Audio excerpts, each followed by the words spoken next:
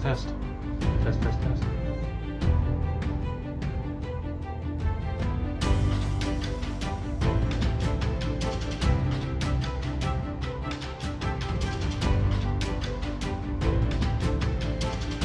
Test, test.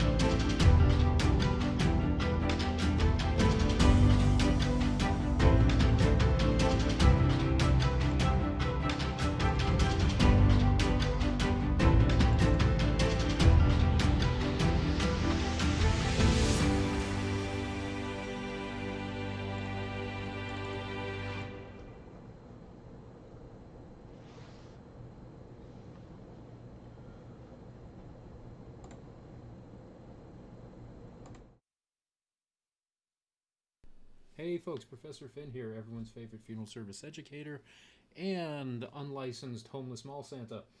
I literally just walked into the house. Those of you who don't follow me on Facebook, I have a new dog. I got a new little chihuahua. And she got her shots on Monday finally and just got out of the groomers. And, they estimate 3 to 4 hours. So I was like, okay, hey, live stream at 6 p.m. Central, 7 p.m. Eastern. Drop her off at 11:30, get her at the worst, 3:30, maybe 4 o'clock. Yeah, sure, all right. So 4:30, they finally finish with the dog, and we're talking like 6 pounds of Chihuahua with long hair, and apparently that takes several acts of God and 2 biblical interventions in order to get the dog like prepped.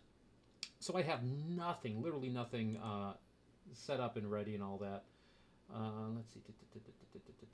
So I'm just kind of working with you folks, showing that this is, absolutely a live situation here and nothing preset.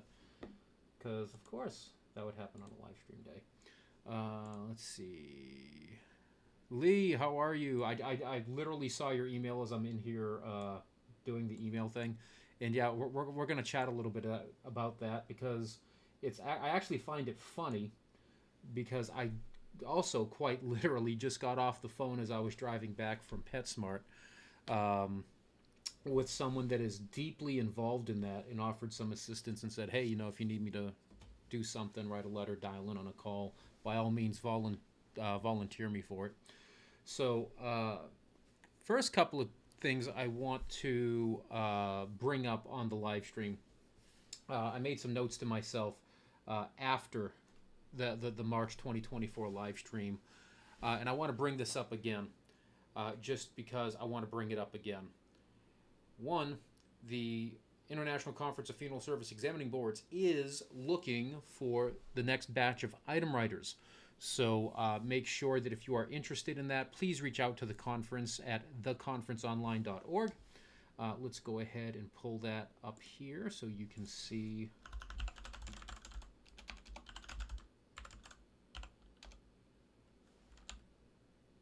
If I could spell, benefit of a classical education, right?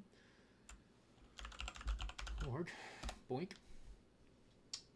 Let's do share screen, drag this down here, boink, and transition. Poof. Here's the International Conference's website. If you folks want to be part of their item writing workshop, I strongly suggest you jump on down, find their contact information here, probably in About Us, or there's something. Just click the old Contact Us button, and it'll take you where you need to go, probably. Hallelujah. Go ahead and drop them an email and say, hey, I'm interested in the item writing workshop. Could you go ahead and put me on your email list or send me the invite or whatever. Caveat, you must be a licensed practitioner. You must be working in a funeral home, or you must be a licensed practitioner and a funeral service educator. It is not limited just to educators. I've said this before. And last time I also talked at length about, people not being able to recognize their own questions. That came up on a Facebook thing. Again, this does not mean that the question is broken. It just means it got cleaned up. The American Board of Funeral Service Education met last week in the wonderful city of Boston, Massachusetts, and I had the privilege to jump on up there for the duration of the conference and get back to Texas. It's great to see all my peeps from the various schools out there. Great to get some work done. So here is some updates as to what it was accomplished there. The Committee on Accreditation, which is the part of the American Board that looks at schools and says, hey, you know what, you're doing a good job, 2 thumbs up. Or, hey, it looks like you need a little bit of work. Here are some things you might want to work on and report back to us so we can give you 2 thumbs up. They approved the new standards. If you go to the American Board of Funeral Service Education's website, you are likely not going to find the finalized new standards. I don't think the website has been updated that quickly, but it would be located here under standards. The edited version has the red cross throughs and all that. It's a bit hard to read, so if you're interested to see what exactly was changed, wait for them to go ahead and publish the full thing in an easy to read format. In a nutshell, if you are an educator and you're dialing in because you didn't visit the live stream, subtle hint, all of the American Board annual meetings, they always occur on a Friday. They're always live streamed, and we have a partner. If you work at a funeral home, you might already be familiar with this partner, TributeCast. They've been very gracious with allowing us to utilize their platform for live streaming our software. And we had a lot of people. I think we had like 54 people join in on the live stream.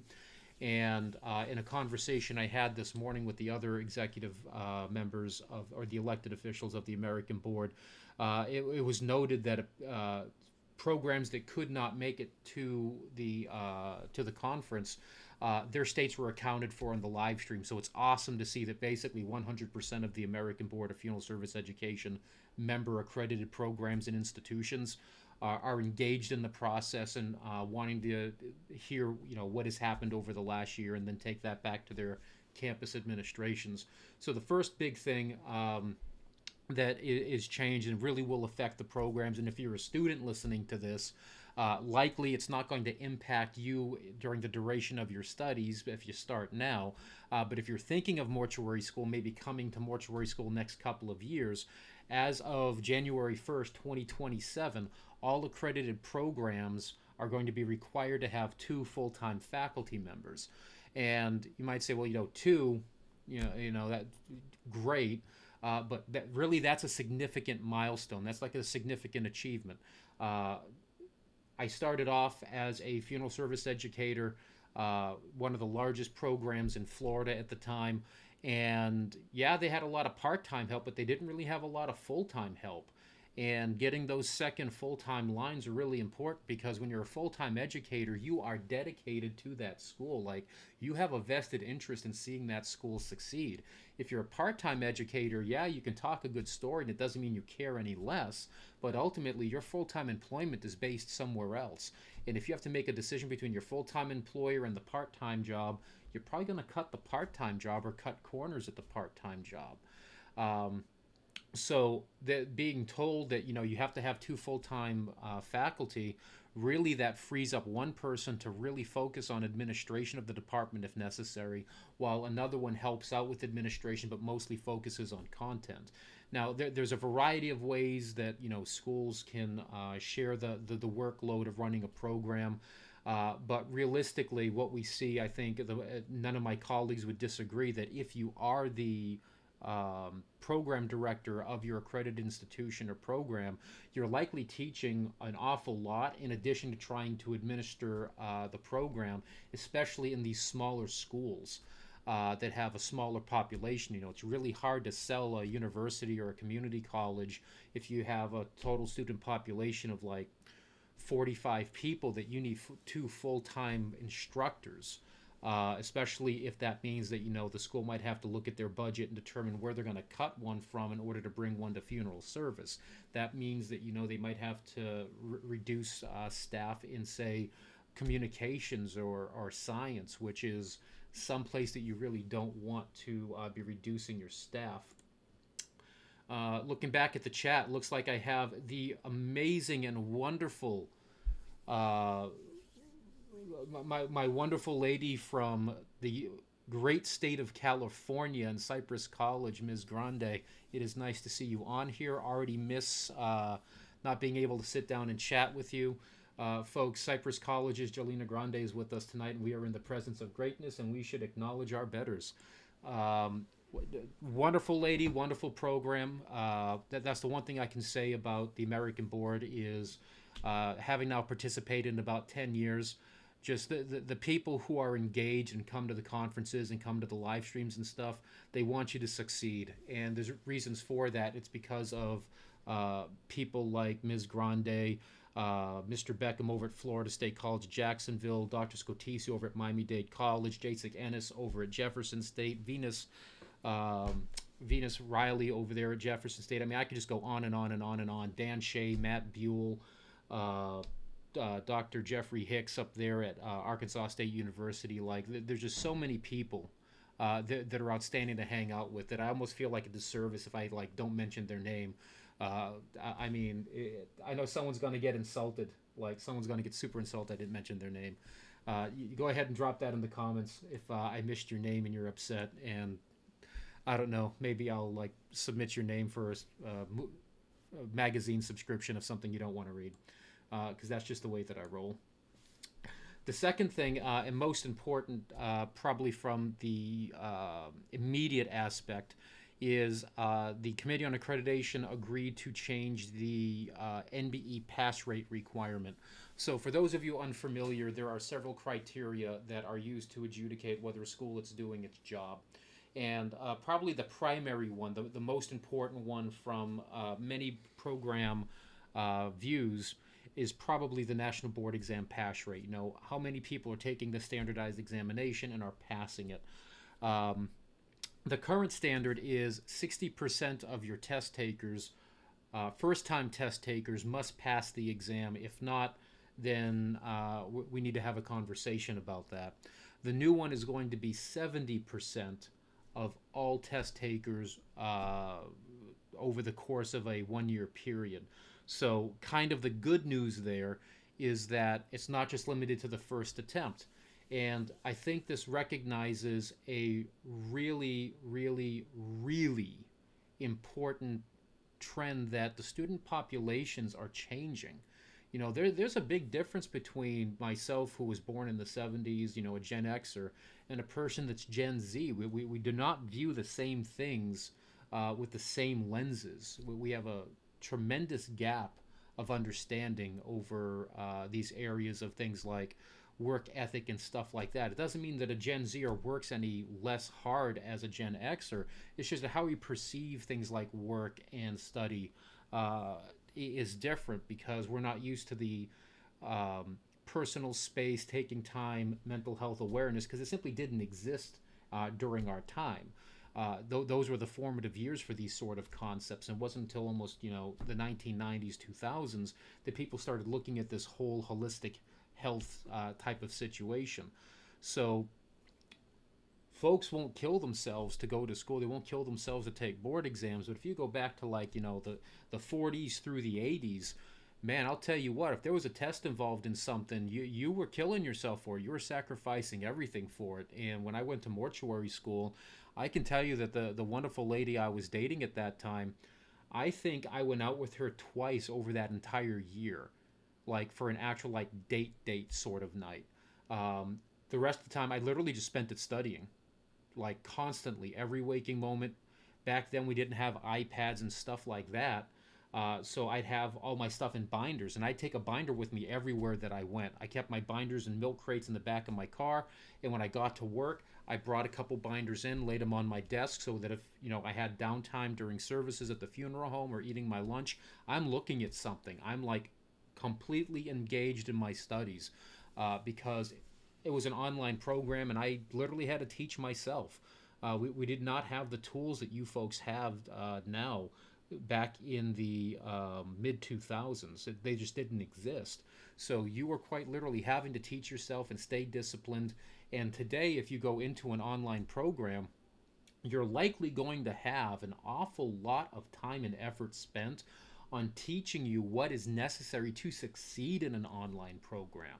Online programs are not easier, and despite the wealth of stuff that is out there, whether it be recorded lectures, whether it be study guides, whether it be online forums, you can get help, tutoring services, you're still having to stay disciplined. You're still having to set that time aside, which is why if you're thinking of an online program, the best thing I can tell you is, hey, treat it like a traditional classroom.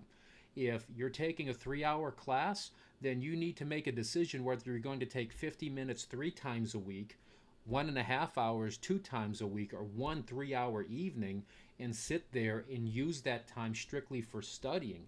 And if you can't do that, you better think long and hard about whether or not an online program is good for you. Because if you don't put in that time, your likelihood of success is very, very, very small. And if you have life obligations such as small children, multiple jobs, you're having to put all those things together in whatever type of jigsaw puzzle you can possibly put together in an attempt to succeed. So whenever you are thinking of an online program for convenience, understand there are some strong caveats as to why you may want to try to look through the inconvenience of an on-ground program if there's one near you. And if you have questions about stuff like that, again, the best place to start is just reach out to your local mortuary school in your state. Send emails to askbigbadfin@gmail.com if you want to talk about stuff like that. One thing that's really cool, folks, is every so often I do get emails from folks with just general questions. Hey, I could use some advice. Hey, what do you think about this? Not everything makes it to the live stream. And I'm glad that you folks are using me as a resource to figure out what's good for you, and where it is that maybe that you should go. And anything I can do to help you succeed like that, like, by all means, cool. I do want to throw a shout out that when I went up to Massachusetts, the wonderful and amazing program director at Cape Cod Community College, Dan Shea, invited me and several others over for a tour of his program, in his classrooms, meet some of his staff. He's got some cool staff. And I'll tell you what, man, I got to meet probably the president of my future fan club, Kenny, up there. Kenny's a great guy. If you're on my Facebook, I took a picture of me next to Kenny and Professor Shea in front of us, and it looks like a black hole eating a spaceship. I mean, it's just silly how small poor Professor Shea looks next to us. But Kenny's a great guy, and if you need like any sort of advice on where to go eat anywhere, probably in the New England area, Kenny's your boy for that. Kenny gave us some recommendations, and I'll tell you what, that was one hell of a meal. So Kenny's top notch. And Kenny, if you're not here, or you come in later, or if you watch this later because you're busy, peace, brother. I miss you. I can't wait to come visit you again.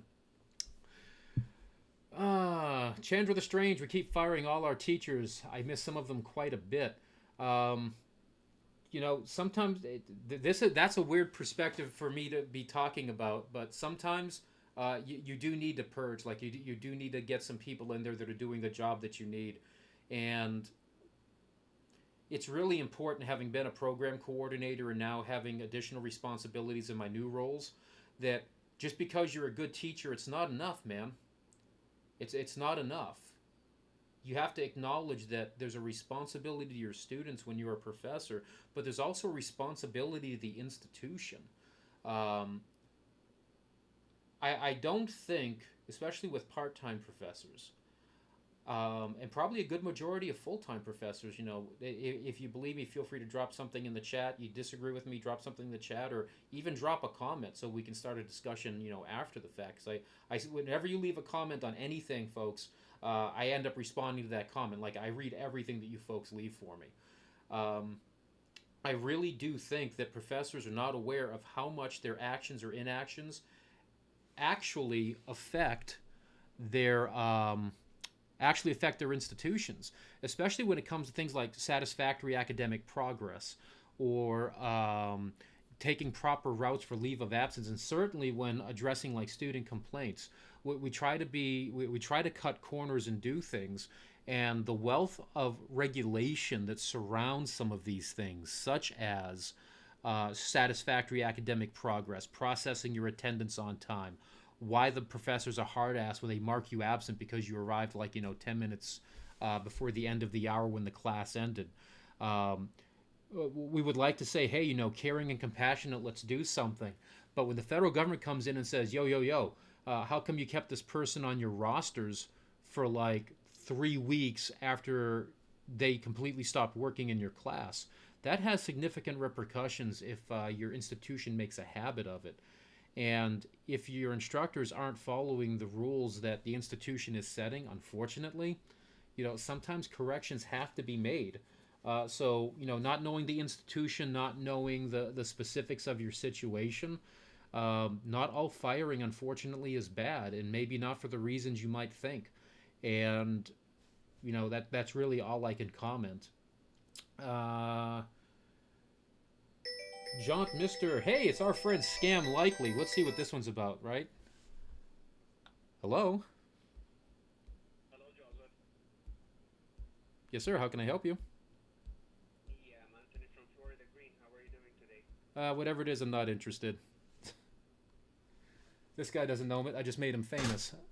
Florida Green, I don't know what you do, but take me off your call list, kids. Chandra, I've been on ground until this quarter. All the teachers are gone, so we're all online. It's a bummer, especially for RA. It's tough online, asynchronous, manageable for sure, but a bummer. And that's the other reality, unfortunately, of running a school, that a school has to be fiscally responsible. Now, I'm not going to comment on anything to do with the organization that I run or other schools. I'm just going to speak in generalities. But one thing I can tell you that faculty absolutely do not understand is the financial responsibility of running a school, especially with schools get like lots of grant money and stuff like that. They know that they need to stick within their grant, and students, unfortunately, you really don't realize if you're going to a private school like any of the ones that I'm now affiliated with versus maybe a state-run institution.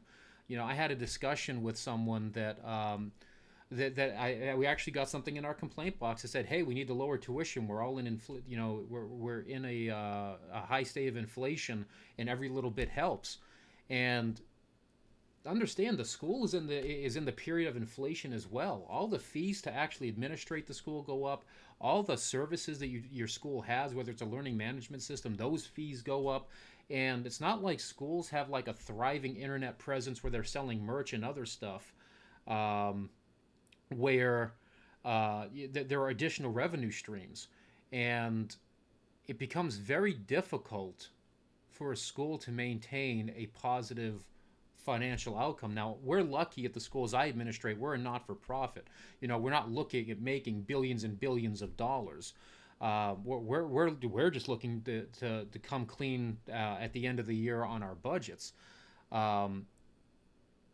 But when things start to get out of hand, especially when the economy goes a little bit crazy, it gets difficult. And sometimes decisions aren't made, or decisions are most importantly, I think, uneducated decisions are made.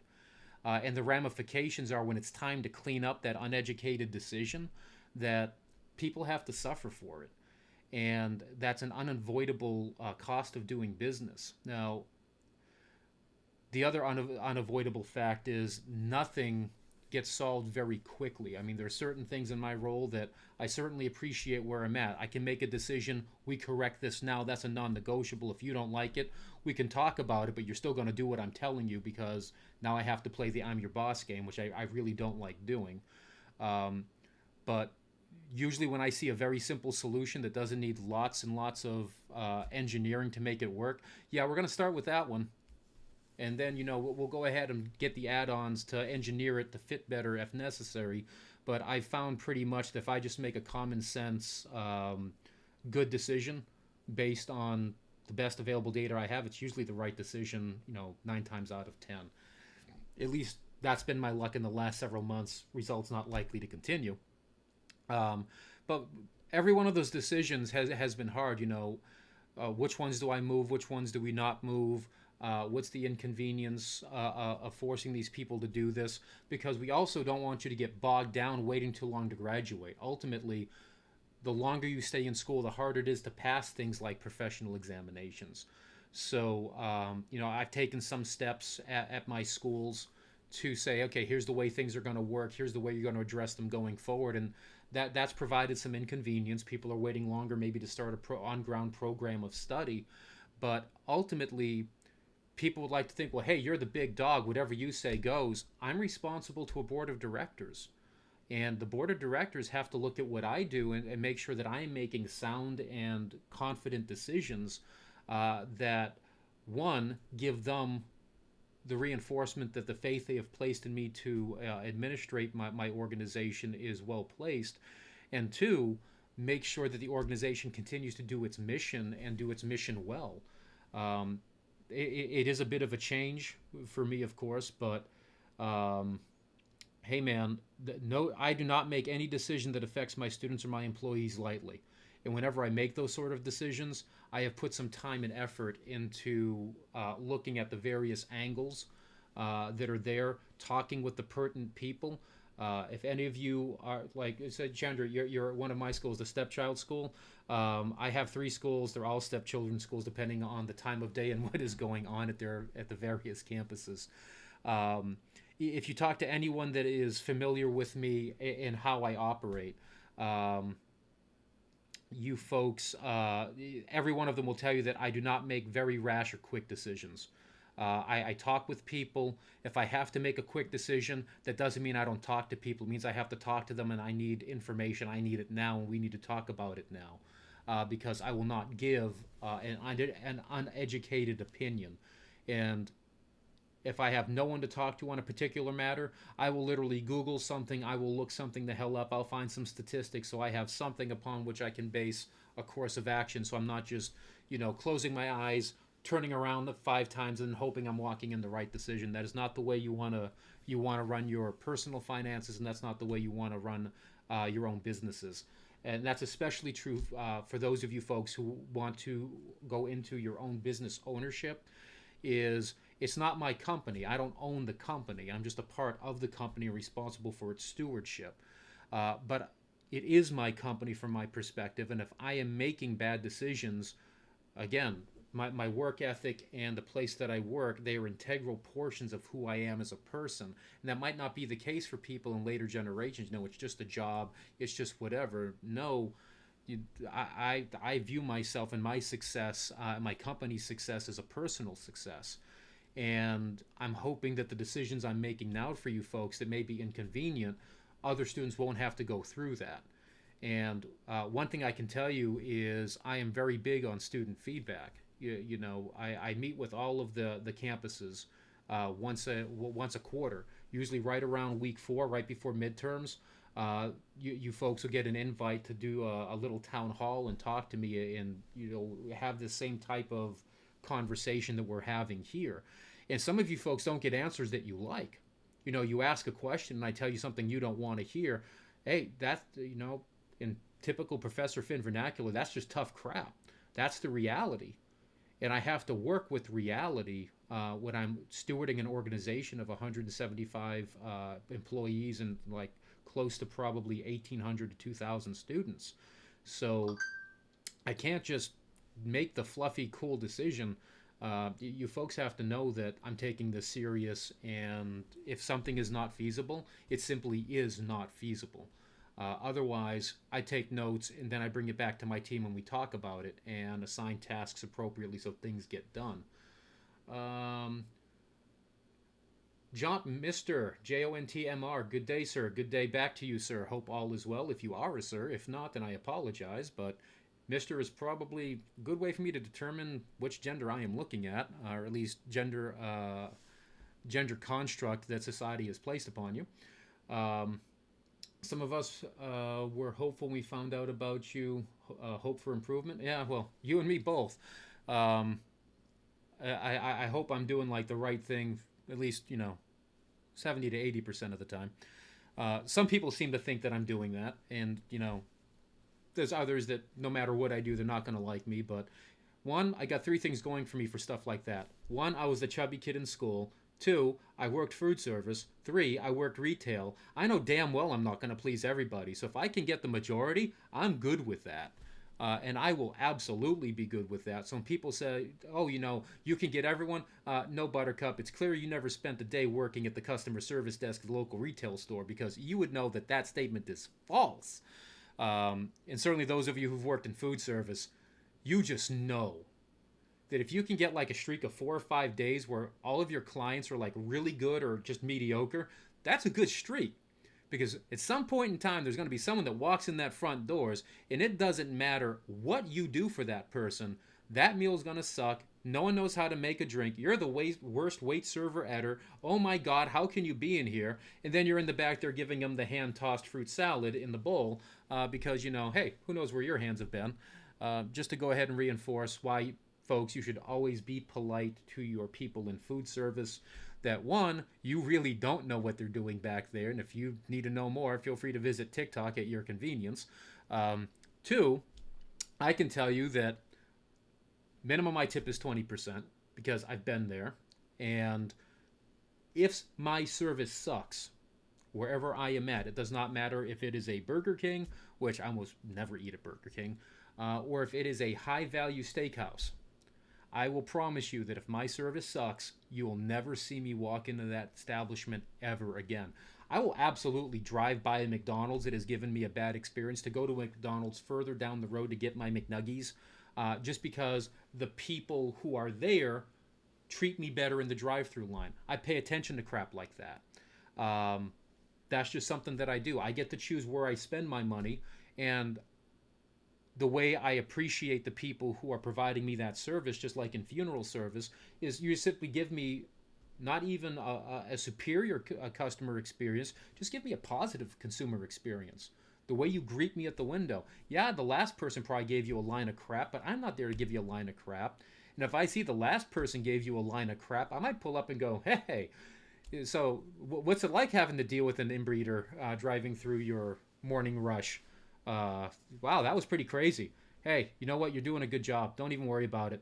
That jerk is gone. Not even worth the effort, man. Try to have a better day. I am never that jerk. I will tell you, I am never that jerk. Some people might disagree with that, but I will absolutely disagree with them.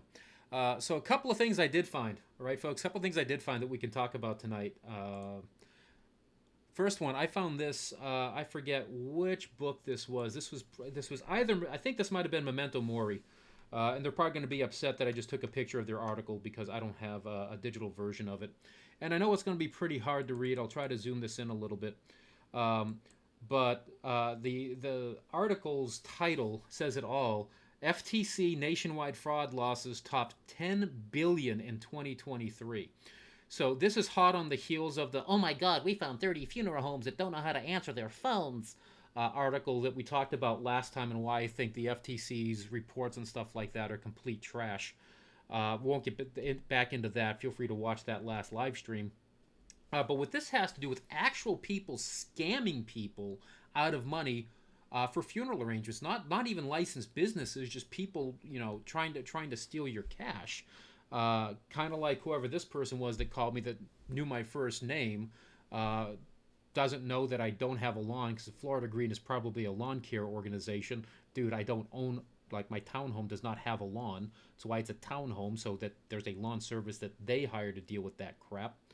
The big thing here is this is mostly email, man. Like, people sending you stuff saying that, whatever, starts on email.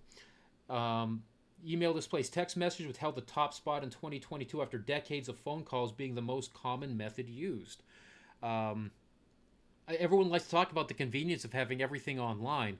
It takes you no brains and no talent to create a fake website, pretend you're a funeral home, and without any sort of physical presence, how is the state even going to know that you exist?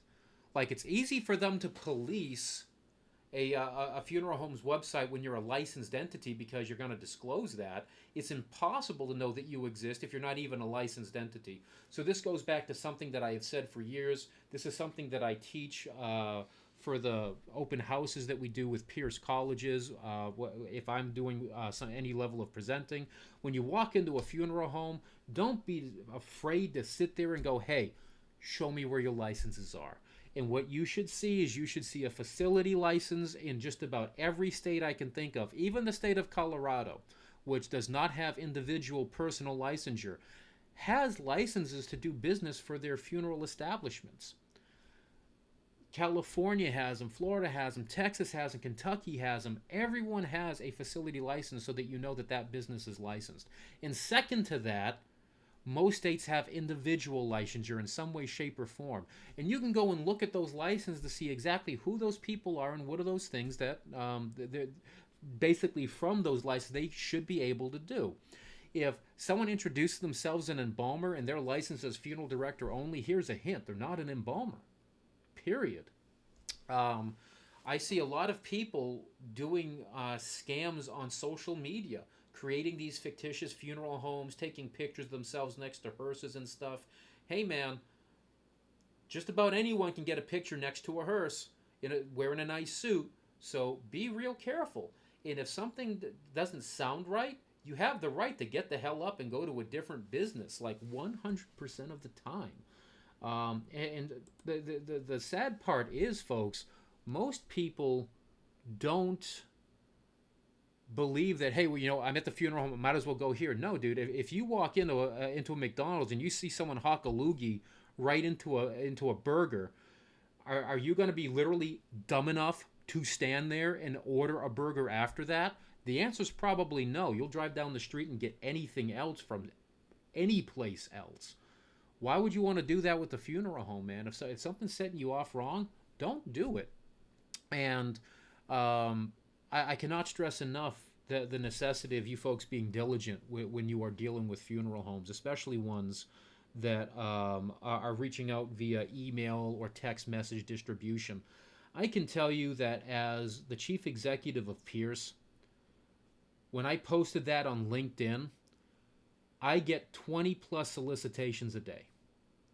And the number of times that people send me something that is clear scam BS is at least 20 times a week.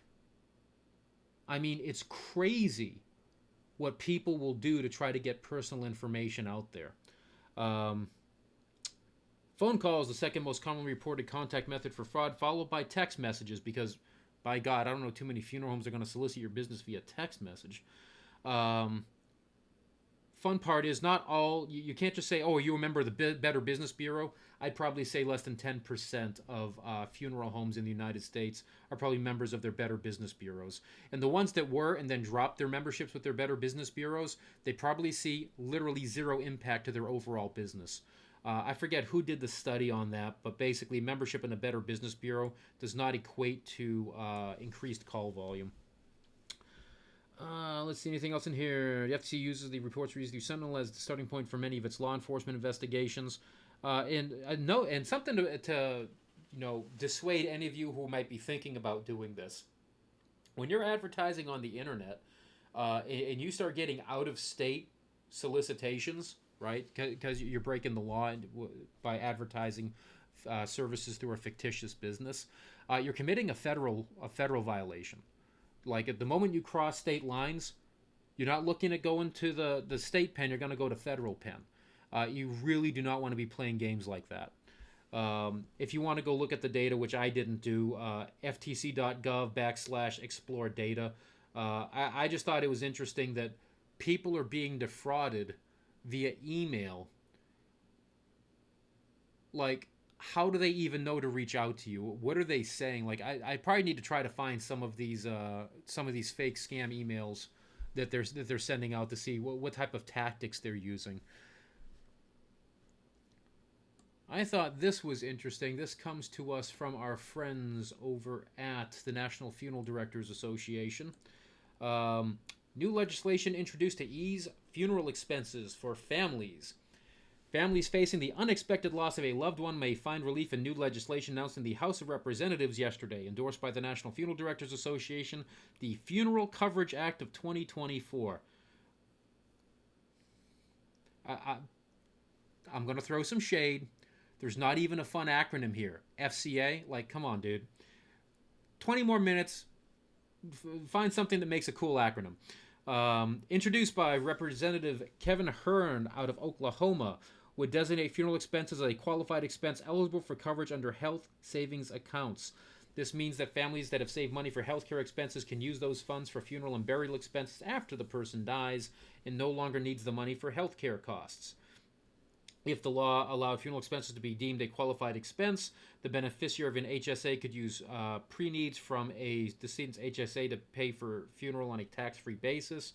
I'm going to call BS. It doesn't need to be HSAs. It needs to be HSAs and FSAs. Some of us have flexible spending accounts, not health savings accounts. And I would like to be able to swipe my dang card and drop $1,500, $2,000 towards a cremation rather than waiting till the end of the year where I'm then buying 4 dozen CPAP machines and 18 pairs of glasses to get rid of that cash. So I don't know why they're limiting it just to HSA. Another big thing that I'm all about is adding veterinary costs to HSAs and FSAs.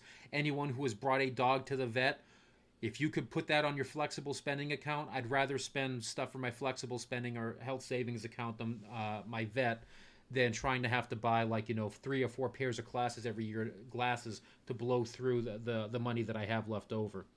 Put this in perspective. I got a wonderful vet down the street, the Animal Hospital of Fate. So if you're in Texas, Royce City area, over in Fate, Texas, they have the Animal Hospital of Fate.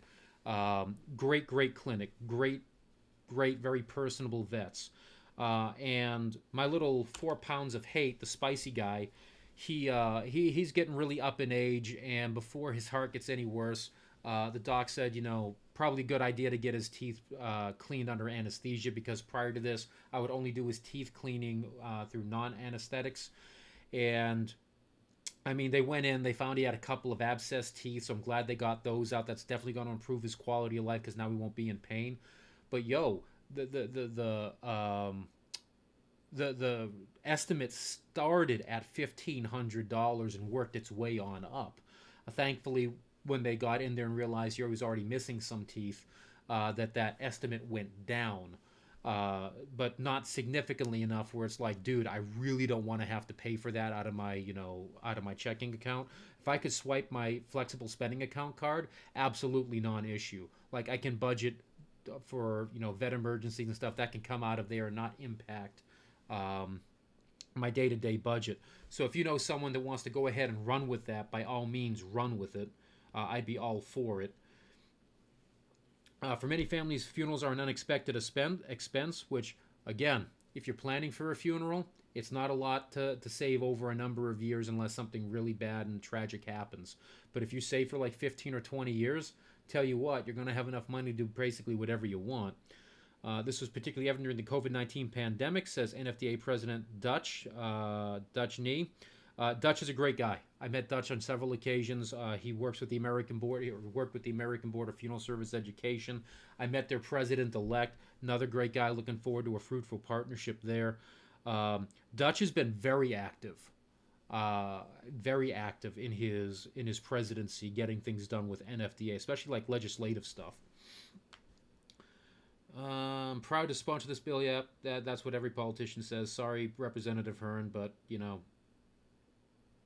blah blah. Created in 2003, HSAs enable individuals covered by high deductible health care plans to set aside money on a tax preferred basis to cover qualified medical expenses.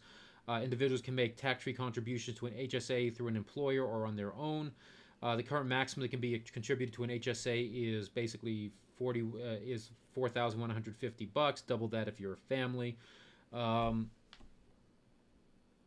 Like an IRA, when you set up an HSA, they name a beneficiary. I got to be honest, I'll just pay the premium. I'm not a fan of health savings accounts. That's just my preference. If I was younger, I probably wouldn't care as much about it. But now that I'm older and I have at least one pre-existing medical condition, I really don't want to deal with an HSA. I'd rather just pay the higher premium right up front and get a higher level of service. But again, make your own decision on that. Don't do it just because I say that's what I do for me. According to the most recent NFDA Consumer Awareness and Preference Survey, only 17.3% of Americans age 40 and older have pre-planned and prepaid for their funeral and burial or cremation. That's insane. That is absolutely insane, and I'm not part of that number. I probably should, get my crap in gear. Legislation offers American families a new avenue for navigating the complexities associated with loss. And yeah, I mean, I would probably say that if you look at the national average, folks, if you've got $4,000, like the minimum 1 year savings in a health savings account, that's going to get you a simple cremation, a direct cremation, just about anywhere I can think of. I'm sure there's some of you folks out there that are charging like $6,000 or $7,000 for a direct cremation, and I hope you're using like flames that were made using the oracles and grease or something to do it. But for the most part, you're going to be able to find a funeral provider that will very easily work within a $4,000 price range, not just for a direct cremation, but even for probably something involving a memorial service, if not, say, a non-traditional type of service where you have like visitation for an hour followed by a service followed by cremation or something like that. Like that, you could very easily make something like that happen. So once again, great job to the National Funeral Directors Association. They do an outstanding job advocating, like, in so many ways for the funeral industry. And I'm very grateful to them. I can say this literally on behalf of the American Board, that we are very grateful for them as our industry partners because of the fact that they have resources that simply we could not do at the American Board, especially when it comes to things like legislative notices and calls to action. You really need to be part of your national and state funeral director organizations because they will have personnel. Your membership dues help fund those initiatives. So if something's going a bit wonky, that you're able to get someone in there. Heritage keeps popping up as an interstates fraud provider. NFDA has put out alerts several times about them. Yeah. I think I've talked about them at least once during a live stream. They came up as part of one of the articles I was going over because they were being trash donkeys. So I found this like really, really amazing case. And by found, I mean someone sent me a link and said, "Hey, check this out. You got to talk about it." So the first thing is, this is a case that was filed in February in the Superior Court of the Commonwealth of Massachusetts. Um, I'm really not going to go into whatever other than to say, uh, if you want to look this up, you can. We're going to talk about some best practices here. Some things that you should not do, that if you've been to mortuary school, I pretty much know you were taught and decided to ignore that. So if you're looking for this, this is Williams versus Ellis and Quealy and Sons Funeral Home. If you don't like me reading your names, then perhaps don't have people lodge complaints against you. But what we're going to talk about is the alleged action. So this is not something that has actually occurred. I want to be very clear. When anyone and their dog can lodge a complaint against against a funeral home for any variety of reasons.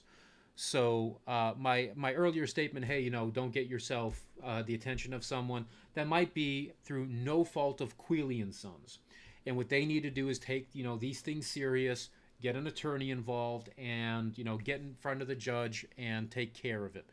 But looking at the alleged behavior, one thing I can tell you, that if you're thinking about going to law school, feel free to go ahead and show this complaint to your law professors and see what type of a grade that you would get if you were writing a complaint like this.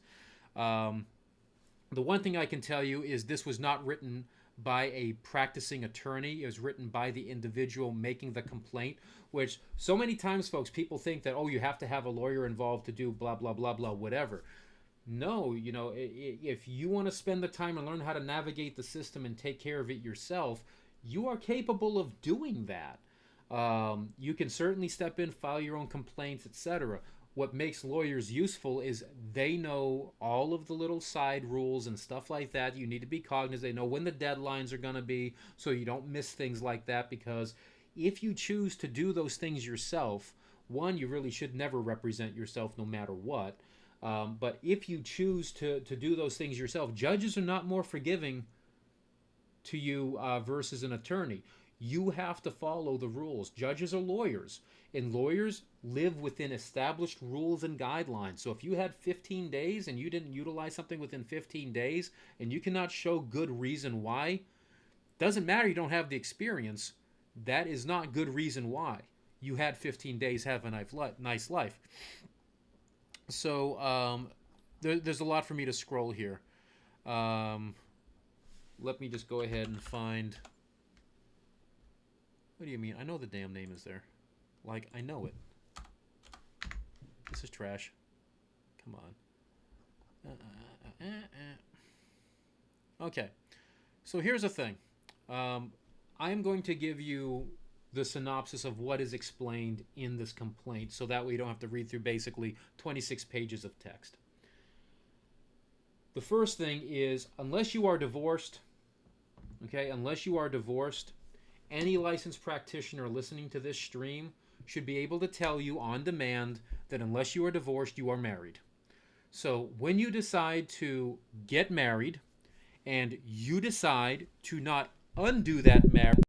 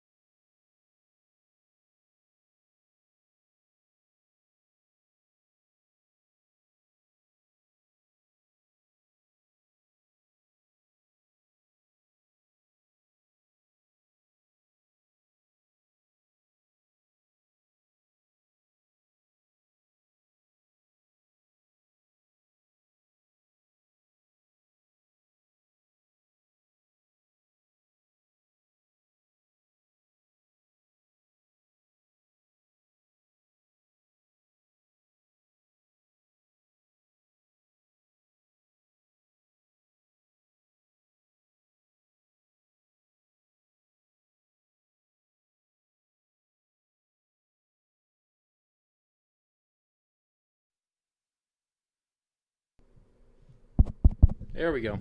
That should have done it. Yeah.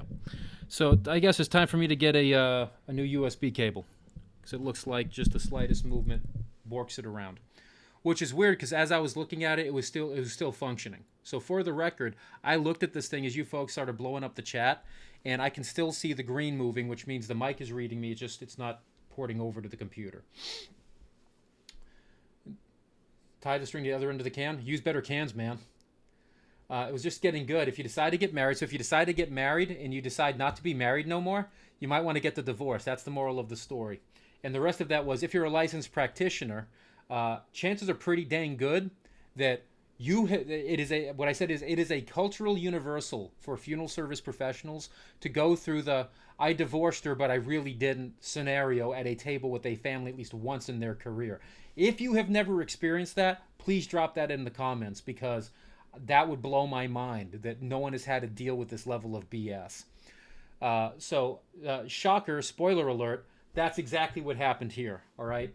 Is a gentleman was married for a number of years, maintained a good rapport with his ex, with his spouse, who he separated from, and then started dating someone else for a period of time, who later became his caregiver, etc. So the issue becomes, this gentleman then passes away. Now, if what is in the complaint is to be believed, and I'm not saying that it is fact, I am simply stating this is what is in the complaint. So, save your defamation suits for later, please. What the complaint says is, this person presented themselves to all parties as a legally married spouse, to which there is no evidence to prove that, which is what is being complained by the son of the deceased, who is the person that wrote this complaint, on behalf or with his mother, who is the actual spouse, where the original marriage, we have proof for that. So what happens is, this person contacts the funeral home, okay? So the son of the deceased contacts the funeral home, speaks with someone, and says that, what's going on here?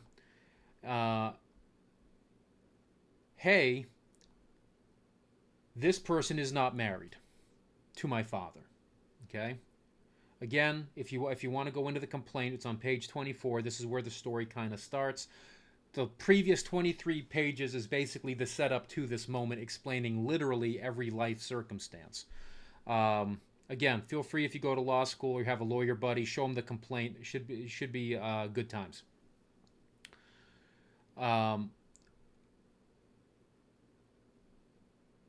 They said that this person, the alleged girlfriend, is the spouse, and they're going to follow essentially that person's instructions. And when it was done, after a little bit of phone tag, because the alleged spouse was going to the funeral home to confirm the arrangements, after being informed, like if I was to pose this question to anyone listening to the chat, or even later on if you want to pause the recording and drop something there into the comments, here's the question for you. If someone comes in and says, hey, they're not married, you need to ask them for proof of the marriage, or at least proof of a dissolution of a previous marriage. What would be your response? So for those of you that are listening, feel free to type something in the chat. We'll give you about 30 seconds to pop it in there. The question for you folks is, if someone comes in, you're meeting with who you think is the spouse, someone calls you up and says, hey, I'm the son, you know this person to be the son, they've mentioned this person before, and they're saying that, hey, they're not married, you need to get confirmation they are married and that they have dissolved the previous marriage, because I've got a marriage certificate and I don't have a divorce decree. Which, chances are pretty good that if you got a divorce from a spouse, they probably got a confirmation of the divorce decree.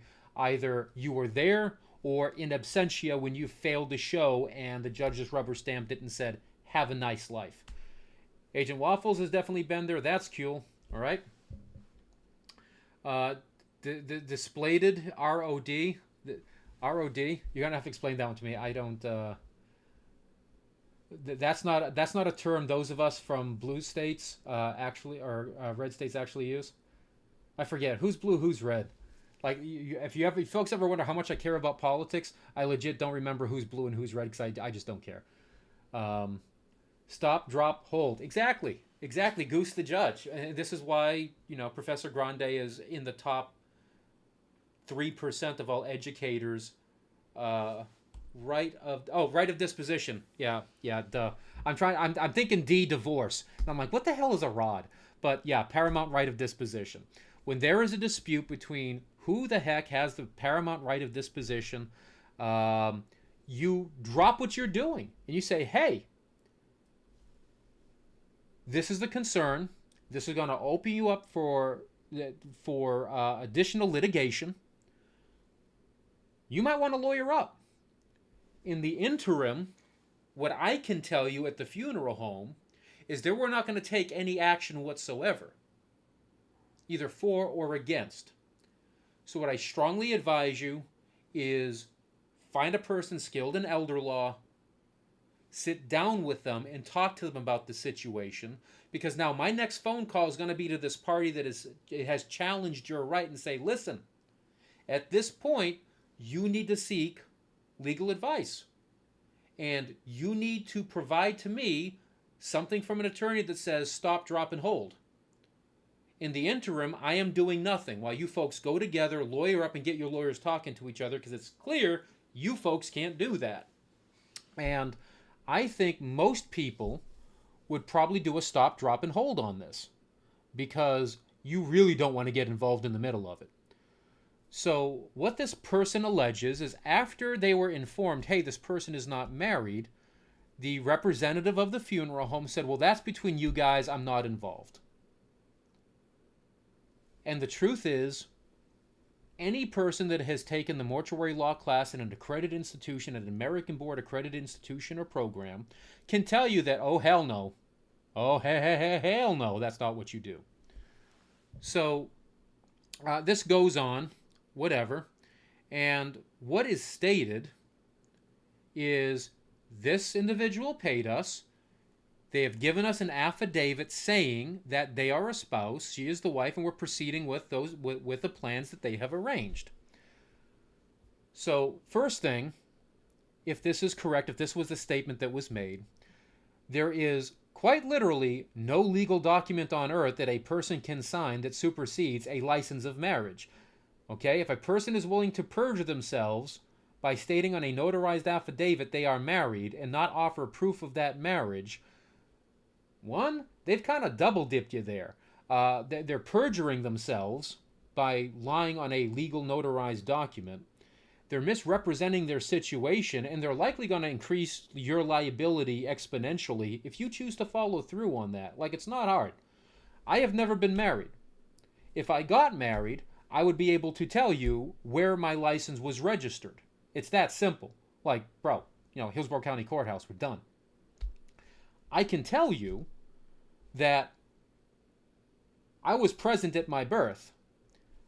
I don't know where the hell that was, so I have to rely on documentation. Why do I not rely on my parents? Because my parents told me that I was born at the hospital that we always went to. What a surprise when I see my birth certificate and I see a hospital like 2 towns away. And I'm just like, well, hot damn, how about that? If a person would have asked me where I was born, I would have said Methuen or Lawrence, Massachusetts. In this case, Methuen, Massachusetts, which is where I grew up until 1989. That's not where I was born. Not even close. The hospital I was born at is like 30 minutes away. It doesn't even share the same initial that starts of the city name. If I had put that on a death certificate, one, I've not perjured myself because I am making a statement to the best of my knowledge that, hey, this is where I was born. But now if I had my birth certificate in my hand and I made that statement and attesting, knowing I am making a false statement on a legal document, well, go ahead and, throw me in jail. I'm dead. Good luck with that. But I'm making a misstatement. There's legal penalties for that, including imprisonment. So you really want to stop what you're doing. Just because a person pays you, again, I was about to say first year law students. No, because they usually don't take wills and trusts until after the first year. But any person who's been through mortuary school will tell you there's a person who pays, and a person that pays does not necessarily have to be the person with the right of disposition. And if the person with the right of disposition is not the person that pays, you better damn well ensure that they agree on things, because one person has control, one person has the money. And you can't listen to the person with the money as much as you would like to. You got to listen to the person that's in control, who's got that right of disposition.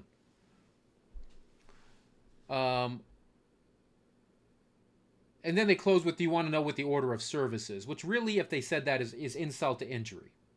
Like, I'm going to talk down on you like you're going to go away. So again, this is an alleged behavior. I'm not saying that this is fact. Nothing I am stating, especially when I paraphrase, should be construed as fact. I am saying this is the perception of the person who wrote the complaint.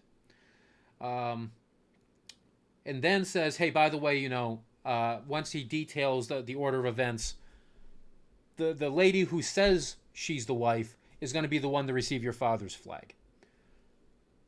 As you can imagine, this is not something you really want to tell a person who is challenging the right of disposition.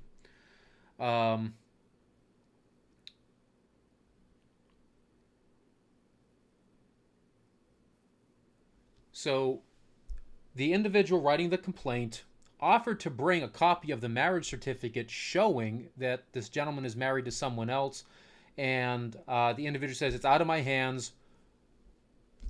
She says she was your father's wife, and that's it. Again, we're not looking at a person who is simply being the informant on a death certificate, right? If we're talking about a death certificate and that person is the informant, I don't think, if you know that there's some clear-cut thing that says, hey, that can overrule a spouse or something like that, by all means, drop it in there. But I don't think the same rules apply for informant for death certificate. Because again, when you were saying you're the informant, you're not saying you have a right of control. You're simply saying, to the best of my knowledge, what I'm providing this information to you is correct. That's all you're saying. So we're not looking at the same thing here.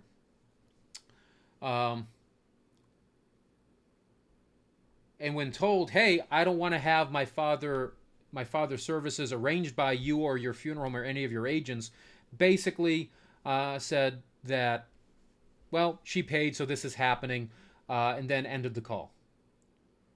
So again, these are alleged behaviors.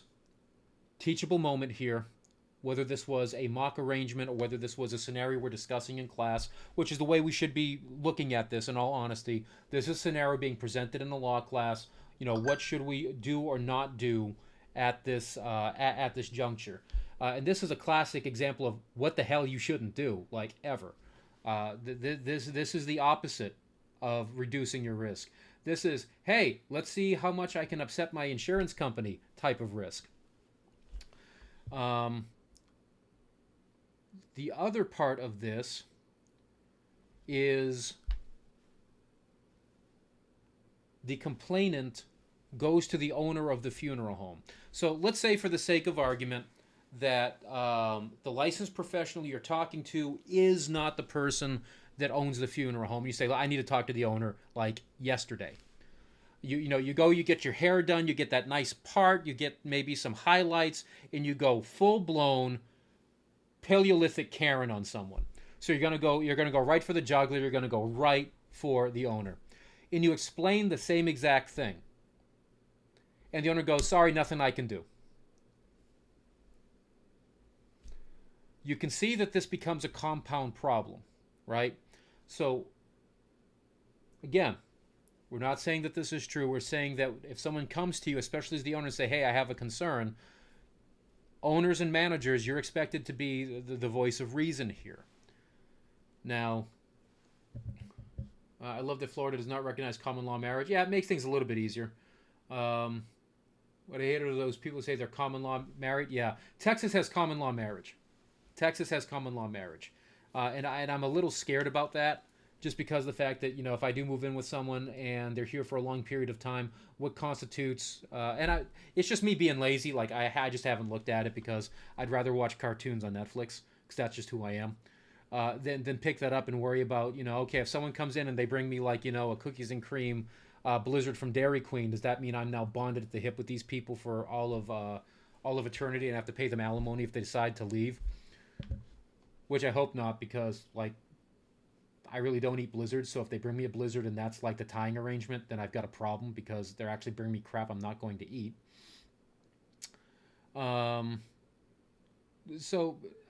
Space Ghost. Hey, dude, Space Ghost is old school. And for those of us like from the 80s and 90s, it was Space Ghost Coast to Coast where they just spoofed it. And man, I remember that. That was funny. I still use the term spank ray. Like, don't make me get the spank ray. That is in my lexicon of American vernacular. It's so funny. I love spank ray.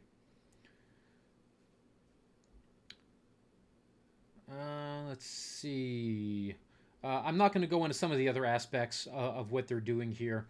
But suffice to say, they even go to the courthouse trying to do something basically without the advice of an attorney. The court's just like, what the hell? Because, probably court employees aren't used to dealing with non-attorneys on these sort of matters. Yeah, Brack, don't make me get the spank ray. You folks got stuck with like good stuff like Invader Zim. I still have my Invader Zim box DVD set. I loved Invader Zim. Yeah, so we're basically going to finish up there because that's really what I want to talk about that part of the case. Part of the fun of the case is actually reading the complaint, if I'm going to be honest. Me personally, I view it as a work of art. I think this is like one of the... If I was to read this in law school, this would have made my day. I don't know if we would tear it apart or what we would do with it. More than likely, we would absolutely tear it apart. But I just found it to be one of those situations where it's just like, wow, I'm already at page 23 and I really haven't heard a single bit of substance as to what the actual complaint is actually about. So I can probably imagine that a judge would not look very favorably upon a complaint like that. Again, if you read it, if you're a licensed attorney in your state, you want to offer, better yet, if you're like a law professor, like actually teaching at a law school, and not like the Professor Finn, law professor who teaches at mortuary schools, I would love to know your opinion of that complaint. Whether it gets like, I don't even know what type of scale to actually put it on. Like a 1 to 10, where 1 is like, oh my god, they should have written this in crayon to make it cool. Versus 10, this is actually like pretty good. This is upper scale complaint to the Supreme Court of the United States level stuff. I'm going to save any opinions I have. I found it to be a fun read, and just kind of could not believe what I was reading because reasons.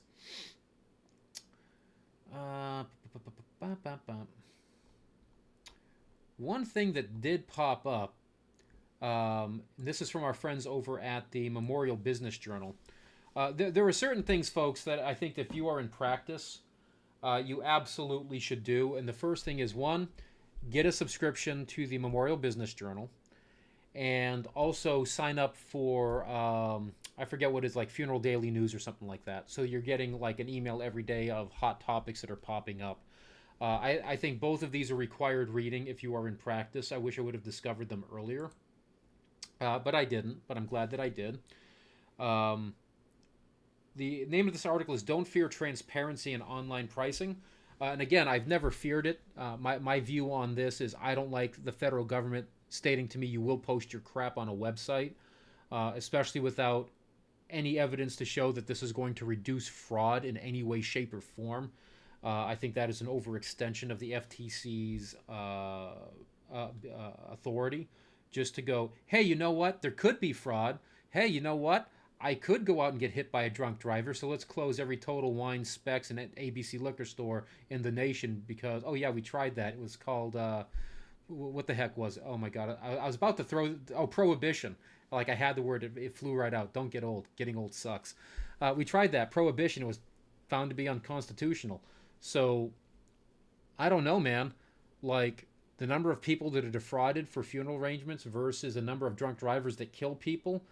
This isn't a hard decision for me as to which one should get some national attention like yesterday. But again, what do I know? That's why I'm the guy wearing a clearance rack polo shirt from Dillard's Outlet and a cowboy hat on a Friday night. For the record, I didn't know what hat to wear. I had no time to plan it, so I just grabbed the cowboy hat and threw it on there because I don't wear it enough. When he began his workshop at the 2023 NFDA International Convention Expo in Las Vegas, I was there. I was on the vendor floor in the Pierce College's booth. Marty Ludlam contradicted the title of his own presentation, which was Don't Fear Transparency in Online Pricing, and said that, yeah, there is something to fear. It might not be fear on a Stephen King level. Well, that's unfortunate because all the prices float down here.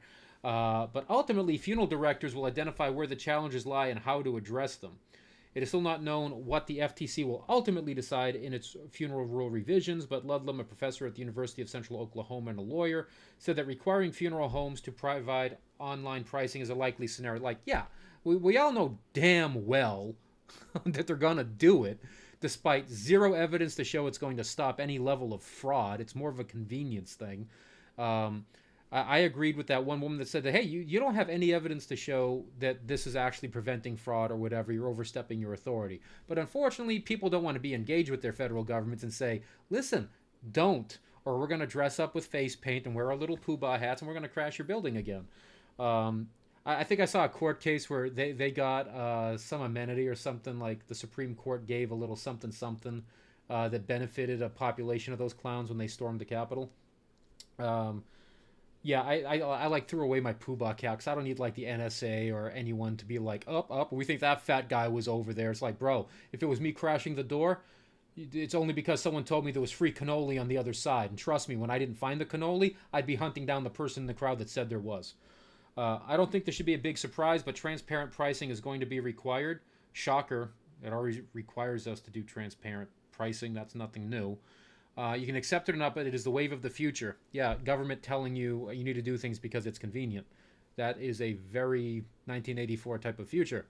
Ludlam noticed that many firms have already instituted online pricing. A number of states are experimenting with requiring it, which states should absolutely do it if the state wants to. Consumers are going to expect it, and the government's going to expect it. In 2020, when the FTC kicked this off, they asked for comments in 22 specific areas. 4 of them were about how to do online pricing. That's a big hint. They asked, does the consumer benefit from having more information? Of course, the FTC's point of view is yes. The consumer always benefits by having more access to information. No disagreement. Every one of the FTC commissioners said the rule needs to be updated for the internet age. He continued. When they extended the comment period, they asked 7 key questions, one of which was whether and how to do online pricing. The hints are all there. Oh, and I agree. If you're going to do this, and the consumers need the information, then put every damn person who sells these products, whether they're licensed establishments or not, on the same level playing field. Looking at you, Costco, Walmart, casket discount stores. We've already got our prices online. They're transparent. I want you to comply with the rule, baby. I want you to do the same exact things that we are required to do like anyone else. If someone calls 1-800-Walmart, I want you to have to sit there and give them the same spiel and offer to send them a price list just like the rest of us. Really, Walmart probably shouldn't have to do that, but if Walmart wants to open up a Walmart neighborhood crematory, or Walmart neighborhood casket store, they should probably do that because most merchandising places don't fall under the jurisdiction of the rule. Once again, fix that one little bad word, make and or. Offer goods or services. Guess what? Now you have to comply. All for it. Why do people shop on Amazon? It's absolutely so convenient. It doesn't matter that I can't find yeah. We'll find out what that is later. Again, addressing the title of his program, Ludlam said there is really nothing to fear about putting prices online. Agreed. I don't know why people are resisting it. Just do it and be done with it. And that way the FTC is like, oh, we're going to regulate it. Why? It's already online. Show us that people are abusing this. Much stronger argument. For example, Amazon now puts every single price online. Do people shop at Amazon because it's the cheapest place to find anything? No, everyone knows that it's not the cheapest place to find anything. Very damn true. But I love the used sections when you're looking at something because you can find some really good deals there. Why do people shop on Amazon? It's absolutely so convenient. Amazon will show you all the things you've bought in the past. Click and it'll show up at your doorstep again. One button, boom. You can't get more convenient than that. Very true. Only problem is if I want to play with something before I buy it, Amazon's really not good about that, especially with their new return policy, where if I buy it, unbox it, they can charge me for, the convenience of playing with something I actually don't want now or it doesn't meet the needs I expected it to because of your crappy description. What do families come to your funeral home? He asked next. Is it because you advertise the cheapest price? I kind of doubt it.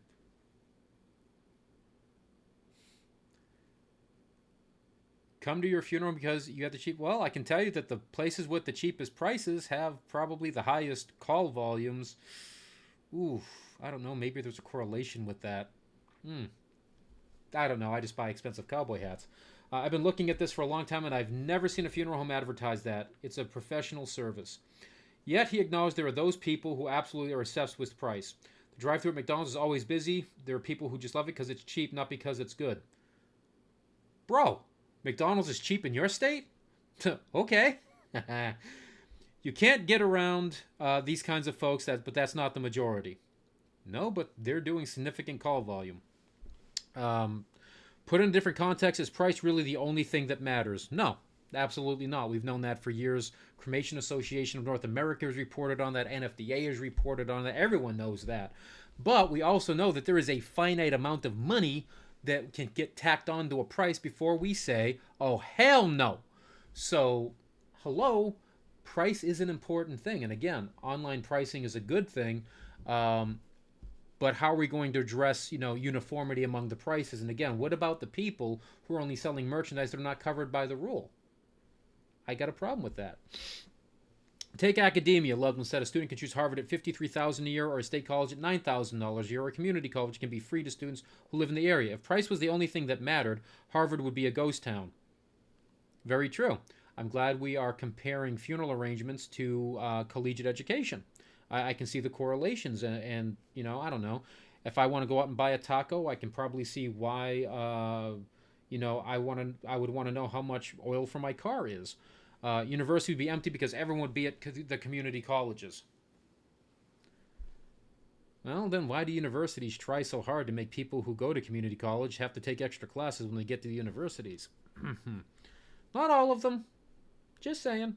But guess what? They're full. They are all full because price is only one of the whole multitude of things that matter when you make a decision. No, buckaroo. Harvard is full because Harvard is exclusive. I can probably say that most community colleges are probably suffering from an enrollment deficiency right now, just because of the fact that people just aren't going to school. And because they're recognizing that, hey, if I don't have a chance of getting into Harvard, then C's get degrees. What does it matter? As an example, present a slide showing a crowd in line at the Apple Store in Manhattan on the day a new iPhone went on sale. Oh, Apple Lemmings. I love Apple Lemmings. Apple didn't put up the price of the phone in the ad, but the throngs of people lined up and camped out to buy the product, not even knowing the price. What does that say about the importance of price? It doesn't really say much about the importance of price. It does tell you the importance of brand loyalty and human stupidity.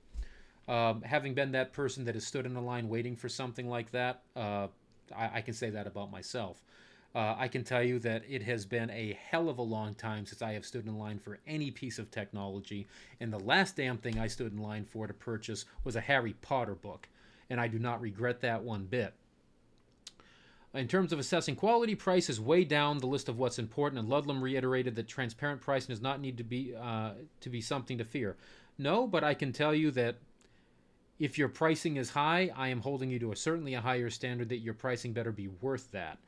I can tell you one of my favorite places to eat in Dallas, Texas. Absolutely, no ifs, ands, or buts. You'll always get a good meal, and I have yet to have a single bad experience with a waiter or even a mediocre experience with some of their wait staff, and that is the YO Steakhouse in Dallas. You will pay a premium for your meal. Absolutely. It'll be one of the best damn meals you'll ever eat. No doubt in my mind. Your server is probably going to be top notch.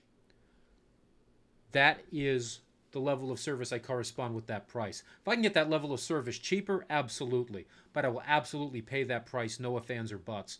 Just because they don't put their prices on their website, I am going to look at the menu when I go in. And if someone says, oh, hey, you know what? For a first date, let's go to YO Steakhouse. She just got delegated down to the 6-piece McNugget drive-thru because I ain't taking no one on a first date to YO Steakhouse. Let's see. If you don't release your prices, someone else will. Yeah, because you're forced to disclose them because of the FTC funeral rule. Like, just do it. Ludlam is referring to what he calls repeater websites. Those that just repeat information they found. There are many websites that offer funeral home price in a specific area, and these searches will show some firms to be more expensive than others. I mean, when I'm looking for a funeral home in an area, folks, I generally type in the area's name and like funeral home, and then I just look at funeral home websites. I don't generally look at like a price comparison website. One, they're horribly broken usually because they don't get the latest statistics. They rely on search engines to report crap, and depending on how the search engine farms that area, that could be like weeks or even months out of date. So I'm just going to go right to the source. The next things I look at when I go on a funeral home website is their website. Is it a mom and pop sort of setup, or is it a everyone's got one, it's all hosted by the same people sort of setup? I'll look at the About Us page. I'll see what you say about your staff, what type of pictures you put in there, what type of information you choose to put up about your staff. One of my things I don't like, if I click on the About Us and I just see like, 2 names and 1 sentences, no pictures, fairly likely you don't give a damn about your web presence. Not likely I'm going to want to use you. If I'm looking at that page, I want to know more about that sort of situation. It's why I'm also pretty critical with my own staff. It's like, yo, we said we're going to update these web pages. Where are we going with that? How about we do that? Right? I'm still looking. It's still not done. Why is it not done yet? Because I understand the necessity of having updated web pages and very easy information. But what's important here is that they describe a price on one of these websites. They don't say a range of price, not $4,200 to $8,900, depending on what you pick. It's just $6,200, which leaves the impression with the consumer that everyone who shops there gets this price. Well, it's almost like the FTC should regulate that and make sure that these websites are reporting actual prices, not just like consumer averages. I can't see how that wouldn't lead to fraud. This is type of information that is shown to consumers. I doubt very much of it is accurate because they don't send out investigators to go find out these prices. Oh, how about that? It's almost like it needs regulation. They literally just have a link at the bottom of their website and ask you if you have a funeral home recently and to send an email and tell them how much it costs. And then you're going to get calls and emails about your car's extended warranty. And then they put it up on the site. A funeral isn't a set price, it's a range of prices, and the data that's on these websites is incomplete. Yeah, we can spend a little more time reading this. Let me dive up here into the chat. I love the Florida. Yeah. Space Child of the 50s. Brack, yes. With all the stuff behind you, I'm just hoping you play D&D. I have not played D&D in years, if I'm going to be honest. RPGs, video games in general still remain my favorite genre to play, especially like throwbacks to the old 8-bit, grind through and just become god level power up and have a nice day. But I have not. I've had offers to go in and do some D&D stuff, get into a party and do weekly stuff. I just don't have the time. But realistically, if I look at my bookshelves, I really don't have anything D&D up there. Like I got my Ghostbusters stuff. I got a bunch of other crap that's off camera Ghostbusters you don't see. The only thing that even remotely represents fantasy, I think, is I have, for those of you who remember Time Life Books, looking at you, Pastor Beckham, Time Life Books had a series called The Enchanted World, which was like this really cool hardcover series from back in the day. I have every freaking one of those books. Every one of them. I had like 5 or 6 as a kid, and I was like, I wonder whatever happened to them. And I found out that, you can buy the whole sets now on eBay for next to nothing because people just want them out of their home because of estate sales and stuff. So I bought the whole damn thing and it's sitting on my bookshelf. The other thing that I was big into was choose your own adventure books. I regret the hell that I did not keep every single one of those because I priced the D&D ones, right? So if you didn't know, way back in the day, Dungeons and Dragons, Wizards of the Coast or whatever it is, um, had authorized, licensed D&D Choose Your Own Adventure books. And I think my favorite one of the bunch was one called The Pillars of Pentagarn. And those books are selling for like 22 to 50 bucks in today's market. And if you want a whole set, you're looking at spend anywhere between like 500 to 1,000. Don't ask me how I know that, 'cause it's not like I tried to get a whole set of these things and realized, oh my god, this is cost prohibitive. Price value ratio, yeah. Harvard has status. Is it really better education of everyone else? That was an argument actually that a professor at Miami-Dade College made in front of a Senate subcommittee, that if I am teaching Calculus 1 at Miami-Dade College and I have the same learning competencies as a Calculus 1 class at Harvard, what is the difference when it comes to Harvard saying, hey, we're not going to accept that because that's just a junior college? Are we looking at competencies? Or are we looking at, prestige of the institution? And that's a strong argument. What does Harvard absolutely have? Harvard has probably, top choice of just about whatever they want. Certainly Harvard has top choice of student population. And I suppose if you're looking at a college degree, I hate to say this, but I fervently believe this now, but if you're not going to make it into an Ivy League, who even cares? Just get a degree. You can get it from the cheapest place possible that's going to give you the best education for your cash. If you're looking at an Ivy League degree, then obviously, that matters. And whether you get it from Harvard, Yale, or, Northeastern, or whoever is part of the Ivy League this day, who really gives a damn? Because people will be like, oh, well, I went to Harvard. Well, I went to Yale. Well, Harvard is so much better. Bro, no one cares about your little pitiful bromance, all right? You went to an Ivy League. Suck it up. Hate to say it. There are other institutions doing, high-level Tier 1 research. Not impressed by just the fact you graduated from an Ivy League school. That being said, I was at a meeting last week that was basically everyone in the room graduated from an Ivy League school but me. One thing I can tell you, generally, these people are intelligent. They have a good head on their shoulders, absolutely. And they are not, and I understand not all of them are pleasant people who graduate from Ivy League schools, but the ones that I was working with are very pleasant people, and I am very proud to know them and have them as colleagues. Like, duh. I feel like this just follows the current trend of convince and anti having any person-to-person interactions. Yeah. And it's, again, when you are living yourself in a digital bubble, this is what happens, right? I do not have any Time Life books. Dude, Beckham, you just dropped like 20 points on my cool meter, man. EC Comic reprints, Ray Bradbury reprints. You know what? Do I even have my comics here? I think I have my comics here somewhere.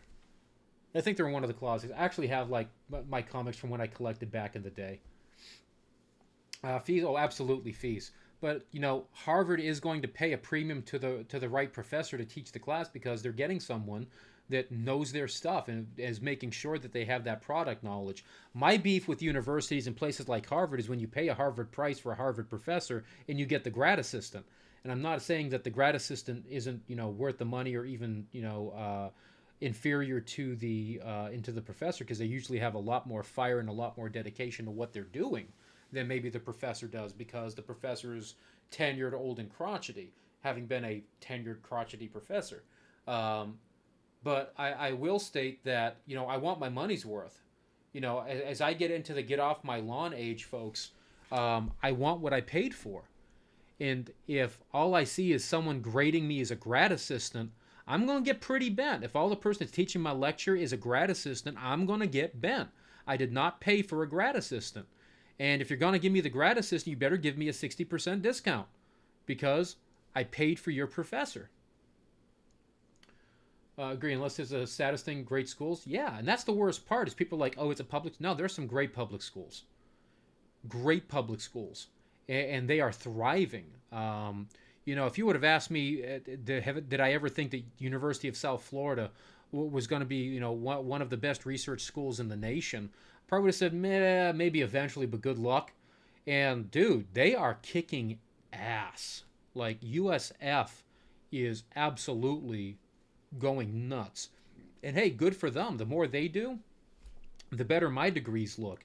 And certainly the better that I do, the better my school looks. And I had a hell of a great experience at USF, and I'd recommend it for anyone. My only problem is I can't recommend it now just because all the faculty I know have either retired or died. That's disadvantage of getting old, is that, hey man, hopefully you folks will have the same experience I did. Let me say that he looked up funeral homes in Santa Fe, New Mexico, one of the price sites. Yeah. I don't do price sites. Like, that's not my thing. I'm going to point that when products are fungible, identical from one market to the next, such as a gallon of milk, price comparison would mean something, but funerals are not that way. And that's true. Just because you pay a premium doesn't mean you're getting a better car. If you want an electric vehicle and you bought a Rivian, sucker, just because you paid $85,000 for a Matchbox car that no one is going to support in like 10 years, don't have to tell you. But if you want to get like an EV, like a high quality EV, I probably would say that you should probably lean more towards the mainstream lines. Like, I know everyone's going to everyone should get a Tesla. I don't know if I'd want a Tesla, but I'd probably look at, say, BMW or Mercedes or something like that. And if you're a normal person wanting an electric vehicle, stick to the big ones. Stick to Toyota and the major brands and just do your homework on it. But even then, if you're asking me to do a price comparison between a 4-door sedan BMW versus a 4-door sedan Toyota Camry, they're kind of fungible, but there's definitely a difference in the quality. And I'll tell you right now, I'll pick the Toyota over the BMW every day, and BMWs are great rides. Funeral fall on a spectrum, and for the sake of discussion, Lund broke down funeral homes into 3 categories. The first is a plain funeral, which typically includes a casket spray, and the singing at some point of how great thou art. Dude, Ludlam throwing shade. I love it. And no, I absolutely disagree with that. It is not how great thou art. It is I come to the garden, okay? You also give the pallbearers a ride to the cemetery.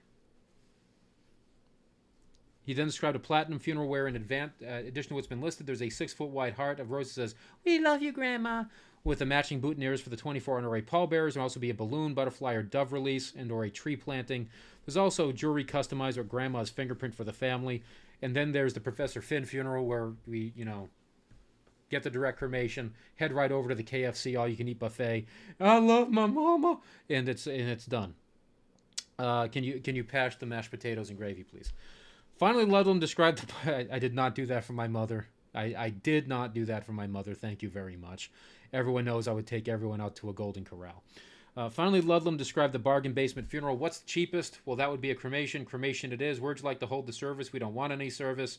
In your business, you deal with all 3 markets, which is true. Okay, which is true.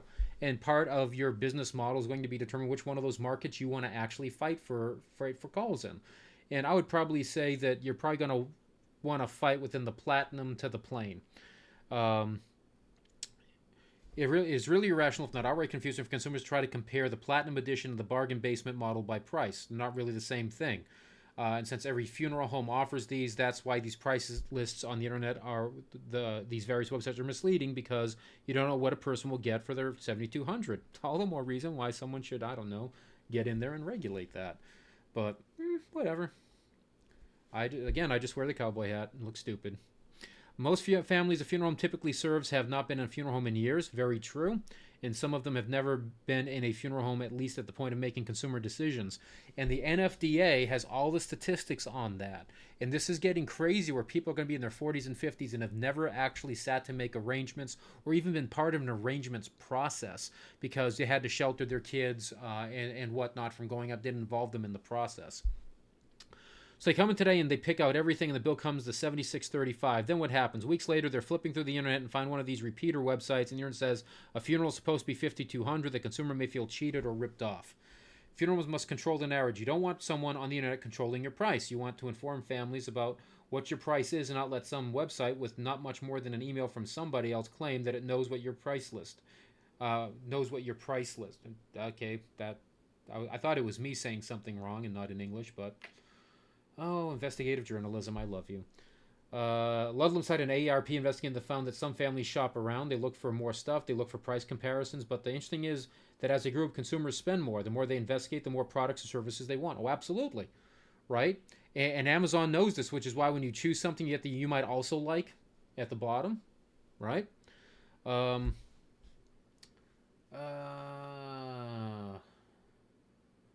people buy the base Kia and the top of the line Benz, something for everyone. Yeah, yeah. And I don't know. I was toying with the idea of buying a BMW. I was looking at some BMW stuff, but here are some cool stats about BMWs. The first stat is within 5 years, expect 45% depreciation on your car. So if you paid full price, $140,000 for it, you should expect your car to be worth somewhere between $70,000 and $80,000 after 5 years. And that's literally if you just park it in a garage and don't even drive it. So if you actually use the car and put like 70 or 80,000 miles on it, it's probably looking at like the price of a high-end Camry by the time you're done, even if it's in pristine condition. And then from there, it just gets even worse over time. But one thing I can tell you is when I was looking at BMWs here in Dallas, there are not a lot of used BMWs up for sale. Like there aren't. And when they get back on the market, they're usually one-owner cars, low mileage, etc. Now, probably because people fear actually having to fix the foolish things because it's like $4,000 for brakes.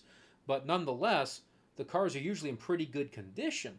So if there's a model of BMW that you want, and you're like me and don't mind going to the clearance rack to get your clothes, I would say, hey, find that make and model that you want, give it 5 years, and then go take a look at it and see if you can find one. Because I went back about 3 years looking at some of these BMW models based off of the package I was looking at. And, I'm finding cars in the $40,000 range that are superior to the ones that I'm looking at with like 36,000 miles. Which, 36,000 miles, bro, that's a new car. If your car sucks after 36,000 miles, your entire brand sucks. So, I probably would not mind getting a really nice high-end, for its time, BMW for like, $40,000 if I'm looking at a new car sort of experience.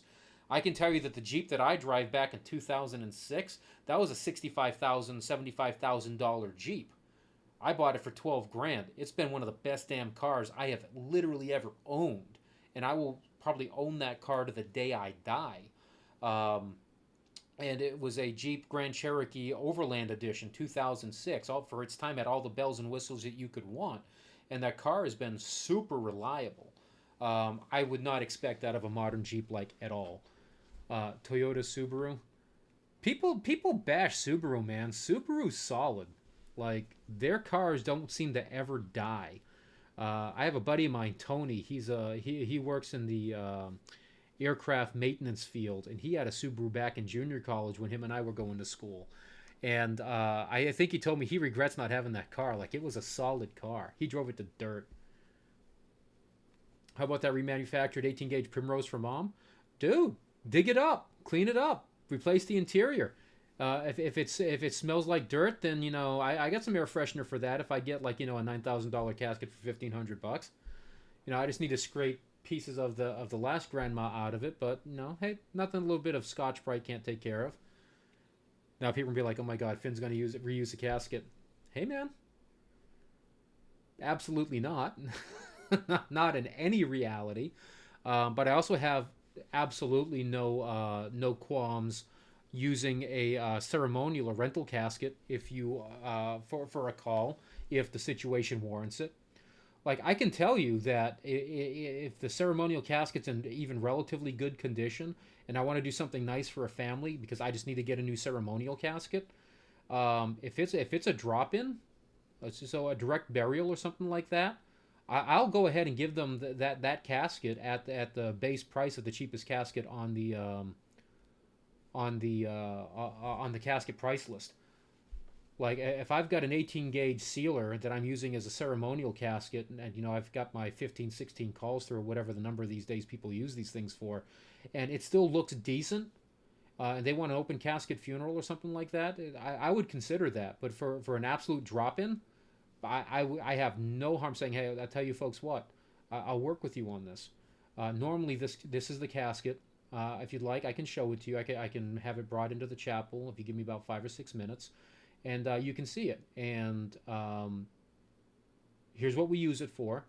If this fits within your budget and you think it's appropriate, but I'm happy to work with you with this. And then you get a family that is compensating you for a casket that has earned its value like a dozen times over. They're getting a better casket for their project. You're getting a new rental that you're going to be able to use, a new ceremony they're going to be able to use to generate revenue from. And, there's always a win-win. And I can tell you folks that my preference for stuff like that was U.S. veterans.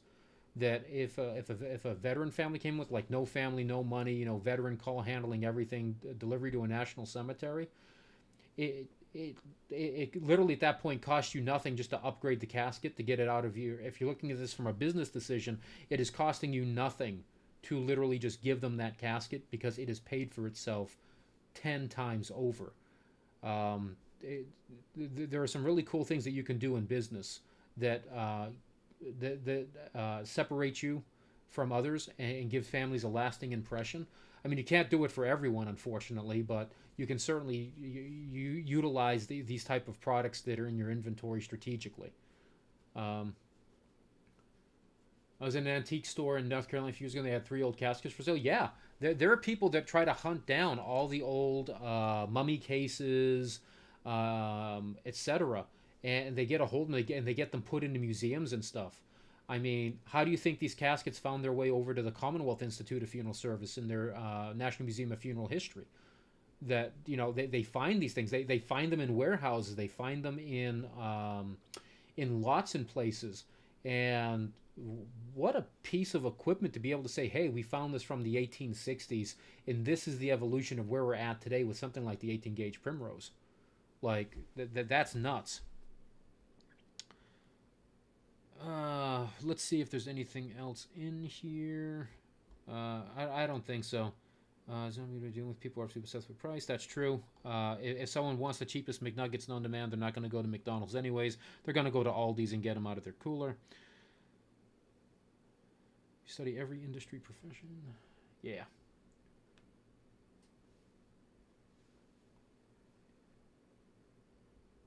Let's see. Boink. So I'm going to go ahead and close.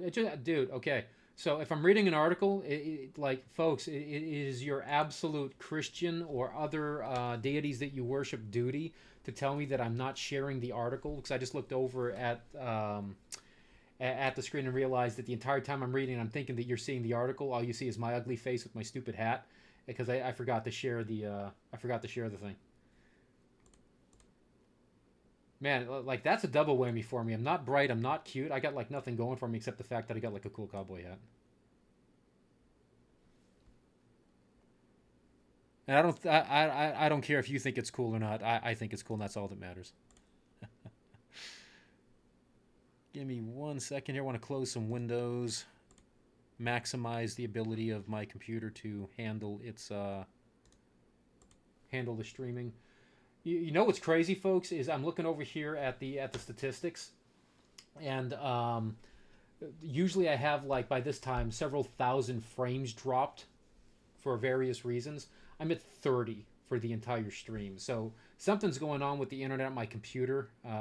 I'm digging the fact it's not giving me complete trash. So let's see. Angela, hello, Professor Finn. My cases keep graying around the mouth area specifically. Do you have any insight on this? So if we're talking about straight gray, right, and it's well preserved, the good news is you're getting preservation in there, you're just not getting color. So the way to combat that is probably you're going to have to, when you start injecting the head, at a minimum at that point, that's when you add a little bit of extra dye. I'd probably say maybe start with like ½ ounce and then build into... like, I would just use maybe ½ ounce or ¼ ounce increments until you tune it exactly the way it is that you're getting the right color.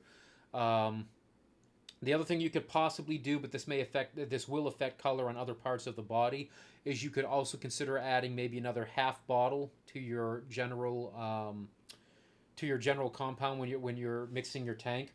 start adding like a half bottle in there and see if that gives you the color that you need without having an adverse effect with the color on the hands and everywhere else.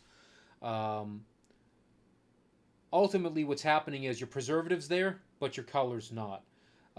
This could probably happen if you're using a really strong chemical, 30-35 index, but you're over diluting it. So you're getting adequate preservation, but because you're over diluting it, the dye isn't reacting the way it should. That would be knee-jerk reaction without me looking at it, seeing exactly what you're using, how much you're injecting, the style you're injecting.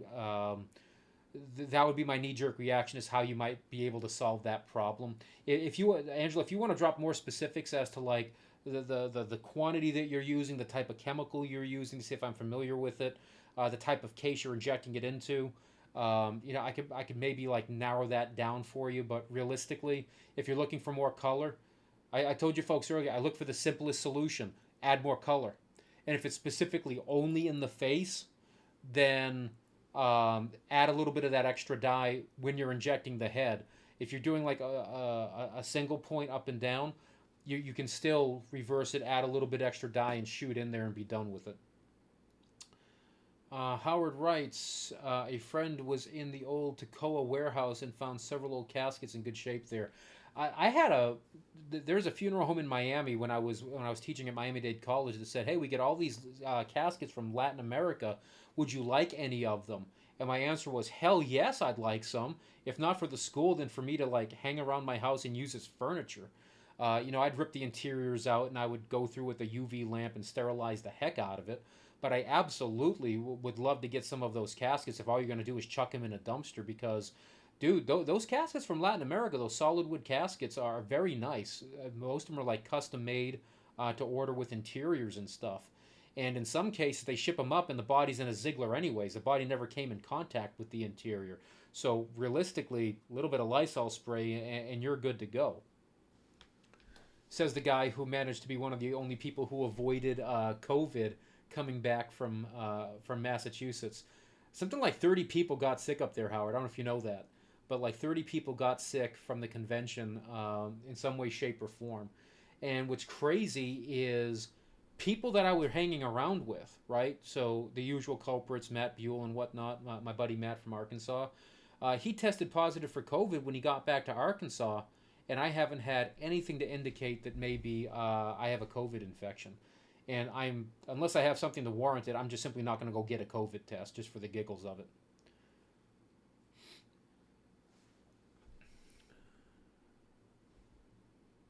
You know what I will do, folks, is one last time, let me dive into Outlook and see if any emails came in while we were live streaming. Looks like nothing came in while we were live streaming.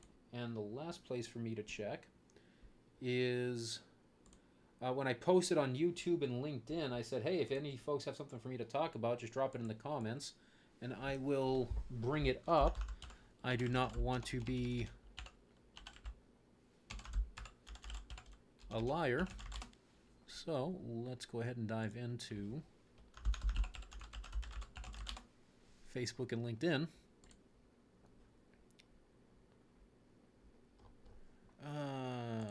Let's go over here.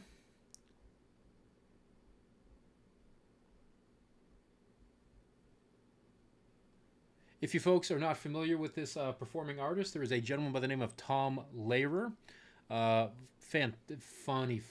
Funny guy. He turned 96 on April 9th. Feel free to look up some of his music. Among my favorites out of his catalog is Poisoning Pigeons in the Park, the Elements song, and oh god, what is it? It's the one about the atomic bomb. It's hysterical.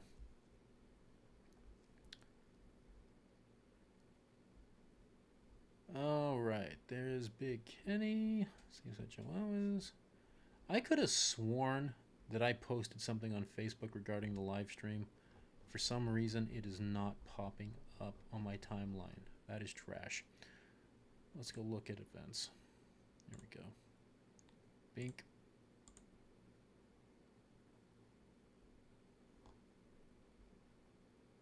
Huh, that's weird.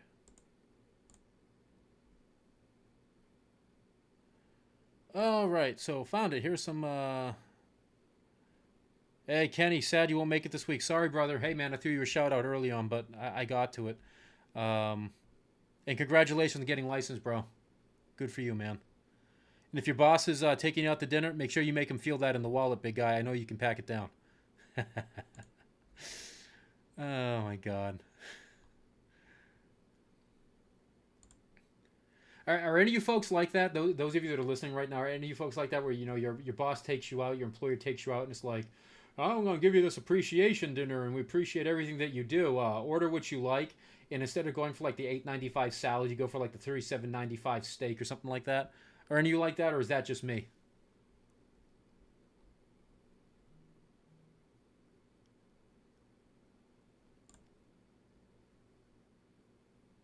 Yeah, no comments on LinkedIn. Hey, that makes it easy, right? Tomorrow's graduate from MDC. Awesome. Dude, that's so weird. That's so weird, not going to an MDC commencement. Okay, here we go. I'm drinking 3 to 4 using Pierce fluids. Okay, So, one thing I can tell you about Pierce over Dodge, Pierce gives you great color right out of the gates. So you should be getting good color depending on what you are using from Pierce. So there are some of their fluids, Energized, Manhattan, NXT, stuff like that. If you're not using enough of it, you're not going to get that color that you're looking for. And that's 100% the culprit, is you're getting enough to get the body preserved for what you need it for, but you're not really establishing, if you go back to the education, right, it talks about establishing a formaldehyde residual. And when you start focusing on that residual, I'm not saying you have to like run the math. You could do this simply by just pouring an extra half a bottle until you finally get to where you need to get, where you're getting that color all around.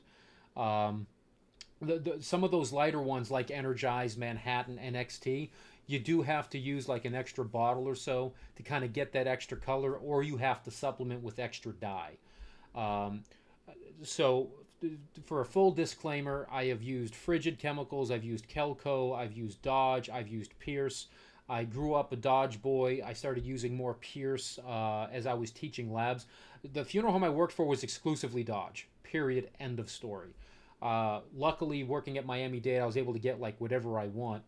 And what I found, as a general statement, not bashing anyone's product and complimenting the products that are out there, is Pierce products give you more color immediately. So if I had to choose between Dodge and Pierce for a, hey, we're picking this up at 10 a.m., it views at 4 p.m., you will see me absolutely reaching for probably Pierce products if it's on the shelf. If you are asking me for longer preservation in regards to better color overall experience over time, the traditional, hey, we're getting it today at 10 a.m., it views 14 days from now, I am more than likely going to reach for a Dodge product just because their color achieves quicker, or achieves over a longer period of time, but tends to retain that color longer. And that could just be my experience with the cadavers that I was working on in the labs. They both preserve well. Okay, if you know what you're doing, they both preserve well. But simply, hey man, like I can't tell you how many times I'd embalm a body with Pierce chemicals, turn off the white lights, turn on the colored stuff, and then put a little bit of light cosmetic if even necessary, and that body literally looks like $1 million as soon as I'm done. So if I'm viewing this tonight, that body is not going to get any better. Like you're looking at it, which is awesome. With Dodge, it might take a little bit for that color to sit. And when it does sit, you get a pretty good idea of what it's going to look like for the next 2 to 3 weeks. That's just, again, my experience. They're both great chemicals. I wish I would have had more time and more money so I could have worked with stuff like Eccles and Champion and stuff like that. Again, just my experience. Agent Waffles, you love Tom Lehrer. Masochism Tango? Yeah, that's another good one. I memorized, like, I made it my goal in life to memorize the Elements song. Like, I love the Elements song. It was one of the first ones I think I learned out of his category, or out of his catalog. And somewhere I've actually got his song book. He published a song book, and it's kind of like a fake book. It gives you the idea of what the music should be, but it's not an actual like transcription of what he was playing. But it tells you where to start, and it's got Masochism Tango. It's got Alma, tell us all modern women are jealous. Ducks always envy the swan who got Gustav and Walter in France. Um, God, I just can't remember what the hell that's called. The Ava Brown, not the Ava Brown waltz, but whatever. If you folks don't know Tom Lehrer, you really should. You could probably get like a CD of his off of Amazon, the box set, for like next to nothing. And if you've never heard his stuff, you will laugh yourself stupid on most of his songs. Like, just go on YouTube. He's got brilliant stuff on YouTube. He's got the old recordings from the 50s. And people were saying, he couldn't hack it as a performer, which is why he gave that up to go teach at Harvard. But by trade, he's a genius. Like, he's a polymath. He's amazingly good. And he was like making bank at Harvard being a professor versus like going on the road and touring. No such thing as a free lunch? No, never a free lunch, man. Someone's always paying for it. Like, someone is always paying for the free lunch. Wish you could have been there. I don't. It's too damn hot in Miami. and I got my first. I tell you what, I don't miss the commencement. I miss the people who I would see there. Like, it's just one of those things, man. When you're part of a student's educational career, like this gentleman Kenny, who I've talked about several times tonight. Like, I never met Kenny. I never taught any class Kenny was in. Kenny listened to the lectures I have on YouTube. Kenny just took an affinity to the stuff that I provided, utilized the tools in the proper way, and succeeded. And I'm very proud of the fact that he made it through. I'm proud of every person who graduates from any mortuary college in the United States. Like, I don't care which one it is. Great program, bad program, doesn't matter to me. The fact you made it through, that's a milestone achievement in your life, and people do not give you enough credit for it. And I am telling you, unless they go through it themselves, no one will ever understand what it actually costs and takes to get a degree like that. You are in the same league as registered nurses, EMTs, stuff like that. It's people just do not understand what goes into it, and I'm very proud of everyone who does that, and certainly the people that I teach. Like, I want them to succeed. I love seeing them succeed, and that's why at all the commencements, when you're just a faculty member at commencement, you're supposed to sit in your chair like a good little doggy, and just listen to the names. And that's why I would tell you folks, hey, sit in a group. Like, sit in a group. Post it on Facebook when they start calling your section or something. And then I would just get up and walk over to the line. What are they going to do? Tell me to sit down? Okay, sure. Tell the big bear to sit back down. Let's see how that goes. And every single person, like, from my group, I would just stand up there and just give them hugs as they go on the stage. So I'm proud of what they did, man. Like, I am proud of what they did, and I want them to know that I'm proud of what they did.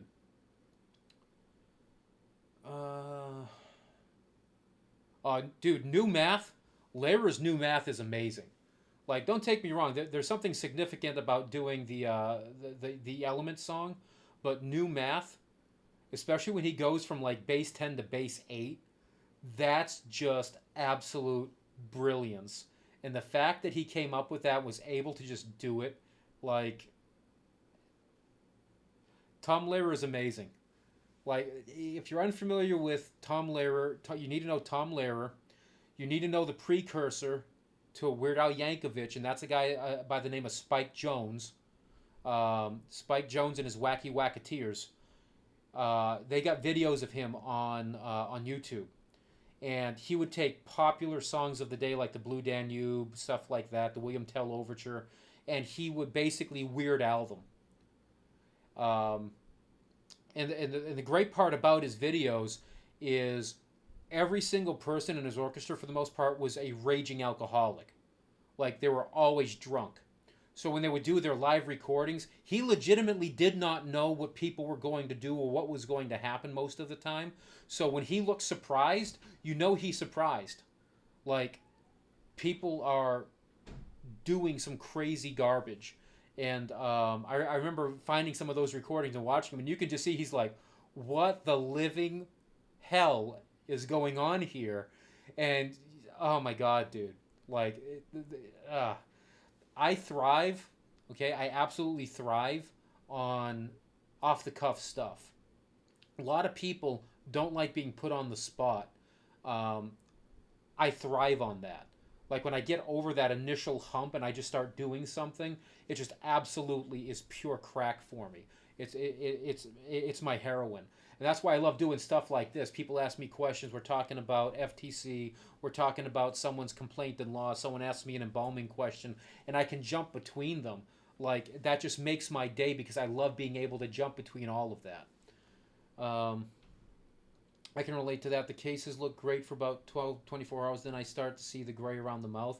Yeah. So, yeah, that's part of the curse of a Pierce product. So again, try to supplement it. I would say if you're getting the color right out the bat, try another half bottle of whatever you're using. See if that does anything. The problem is that extra formaldehyde is likely going to accelerate the graying. You may better be served just adding, like, half-ounce increments until you get what you want. And if you're not seeing it in the hands, I would definitely reserve that only for the injection in the head.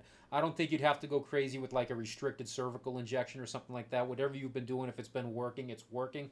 Just put that little extra blast of color and see how it goes. And hey, man, drop it in the comments or come back to the next live stream and say, hey, I tried that. Here's what worked because, I'm the one that's going to be on these live streams. If I ever get that question again, or if anyone ever asks me in a professional situation, I can say, hey, yeah, I had an embalmer in a live stream with the same type of situation. Here's what they did. Maybe you should try that and see how that works. He writes, yeah, I'm actually not excited to go. Just trying to get it over with and done with. Hey, I did not go to my mortuary science graduation. Okay. I graduated from St. Pete College twice, one with my AA and one with my AS degree, like almost a decade, like 12 years later. I did not go that second time. What I will tell you is there is nothing like a Miami-Dade College commencement. Like, I was always excited for those commencements because it's always crazy. It's always a dance party. It's always nuts. I'm hoping they continue that. Like, the MDC commencement is its own little thing. And I really wish I had that type of a budget to do something like that at my schools now. The amount of money that goes into something like that is just not something that I could do with my institutions without just absolutely ballooning costs. And as it is, because of costs, we're already going to a once-a-year commencement at all of the Pierce colleges. That we used to have a commencement like every quarter, and realistically, those things cost money, and it is financially better for the school to do it all at once, and that way we get better discounts on the rooms, we get better discounts on any catering or anything like that that's going to happen. Like, until you folks get involved in the administration of a school, you really just don't know the level of stupidity that people charge. Like, go ahead and price a wedding. Just go ahead and price a wedding and see what people are charging for weddings. And it's almost no different for institutions of education that are hosting commencements. It's like, oh, you want like 50 cookies? Well, we can open up a couple packages of Oreos. That only cost you like $2,500. And it's like, oh, great. I assume these are going to be fresh Oreos? Oh, no. These are whatever hanging around the warehouse. Generally they're expired within the last 3 or 4 years. If you see green on them, we charge extra for that. I mean, it's a little bit crazy what people charge.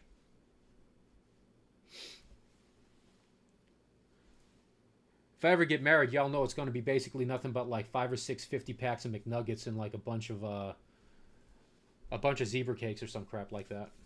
I'm going to keep it classy for my wedding. Ha, Squid, you made it. There you are.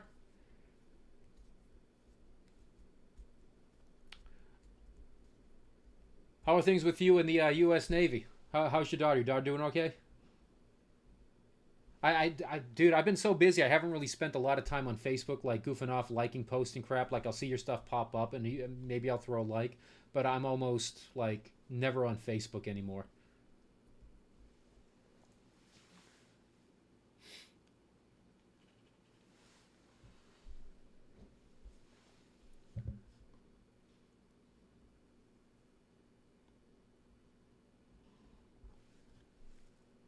All right, folks, we made it to the 2 hour mark. I think next couple. So for the, I think Lee, I know you mentioned it. You were inquiring. Hey, am I ever going to do like live streaming gaming or something like that? I'm thinking in the next couple of weeks. Some of my duties are going to slow down a little bit. I've put some. I've repositioned some people. I've kind of changed our hierarchy a little bit, so I might have a little bit more free time coming up. And when I have that free time, I think I'm gonna try to spend like one night a week live streaming. I don't know, on Twitch or whatever the heck. I'll figure that part out after the fact. But yeah, I'm probably gonna end up doing something like that. Just FYI for those of you that are gamers. Pastor Beckham, happy trails. Good to see you, brother. Glad to see that you made it back from Boston okay, and that all that cold crap that you were dealing with. I hope you're bouncing back from that. Dude, little Debbie cakes are the bomb. Like, little Debbie cakes are crack. I won't keep them in the house. Like, legit. I will not keep that stuff in the house because I'll just eat it. So I don't keep them here. Want to be the witness at my wedding? Yeah, can I dress up like Elvis? I'm doing well. A couple of hurdles, bed bugs. Dude, bed bugs? Bed bugs suck. Allergic reaction to amoxicillin? Well, that's something bad to find out. It's been a mess over the last month. Sorry to hear that. That sounds awful. Hiccup in getting your apprenticeship in Nevada? Just offer to go ahead and put a one-armed bandit at the funeral home. They'll get it to you. They're all about that sort of stupidity. So if wife has COVID, dude, I wonder if literally COVID was what was going around, and some of us just like didn't get all that garbage.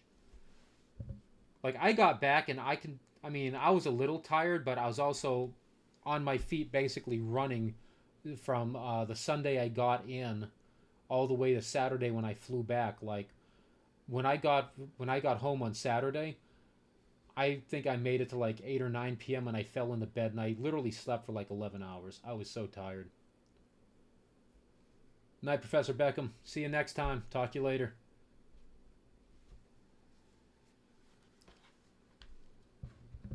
Yeah, I wish I had more time to spend in Boston. Like I really wanted to spend more time in Boston.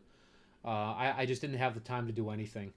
Like, I visited my old haunts. I went to my old church. I didn't have time to call my family, say, hey, let's figure something out, because it was just nonstop business. I've got to get back up there. I got to get back up there again.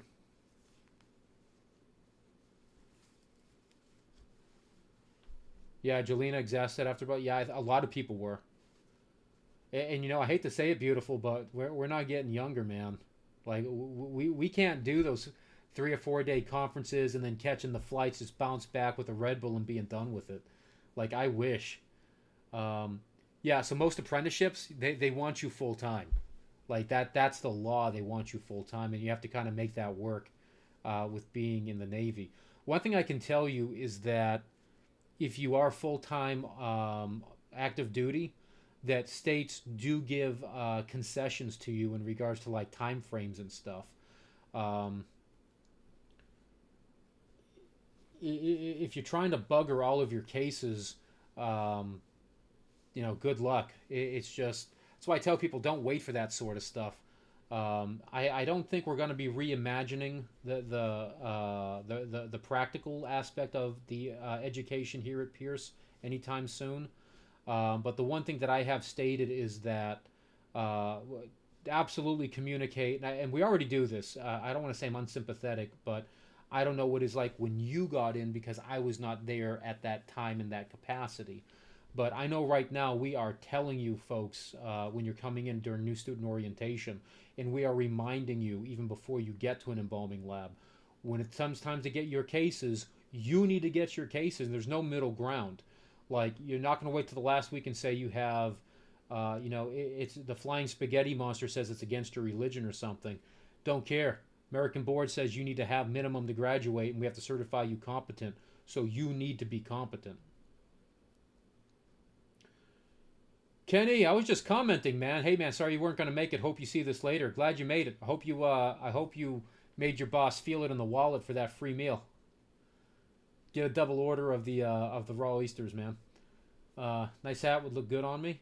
Okay, maybe we'll get you one day. I'll tell you what.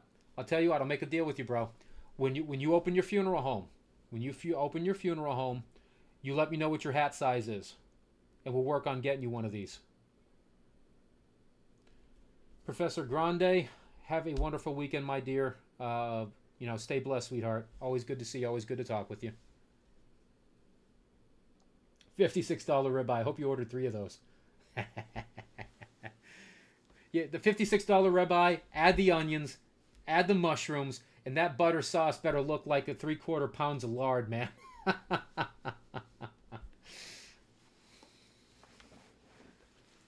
Oh man, you keep saying that, bro. It was an honor to be there with you, man.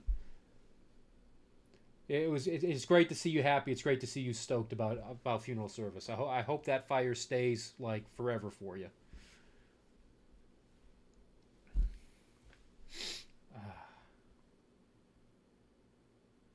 Hey, we're still doing pretty good with the miss and skipped frames, dude. Like 0.0%. I'm up to like 33 skipped frames. Whatever Texas is doing, it needs to continue doing that crap.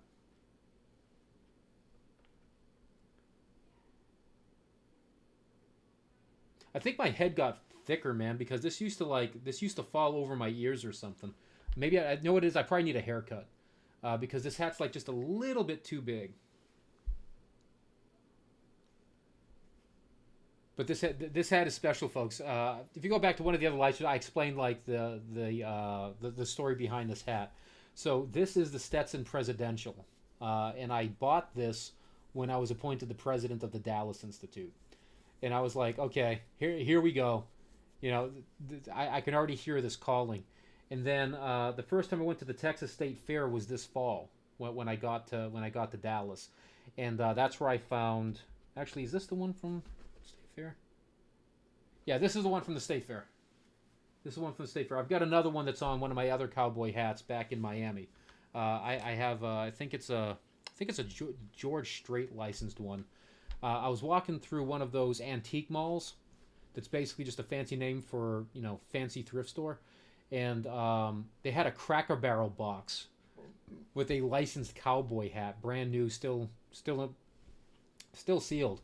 And I didn't know how much Cracker Barrel was charging for a cowboy hat. I'm sure it's like, $70 or $80 for a $30 hat or some crap like that.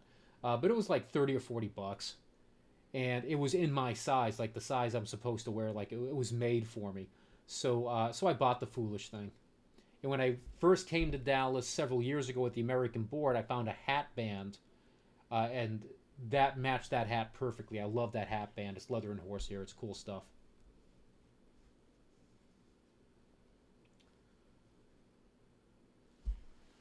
Chandra, hey, thanks for hanging out. Always great to have you when you can attend. Have an excellent weekend yourself. All right, folks, it's 9:15 over there on the East Coast. It's 8:15 here in Central. And for those of you coming in from Vegas and whatnot, love you, Squid, but oh man, you're what, like 3 hours behind me, so it's still mid-afternoon for y'all. I'm gonna go ahead and call time of death on this one. This was a really cool live chat. Thanks to everyone who came out. And hey, if you have those topics you want me to talk about next time, remember, askbigbadfin@gmail.com. Drop a comment into any one of the live stream videos. If you're listening, say, hey, next time talk about this. Wish you could spend more time on it. In fact, you know what?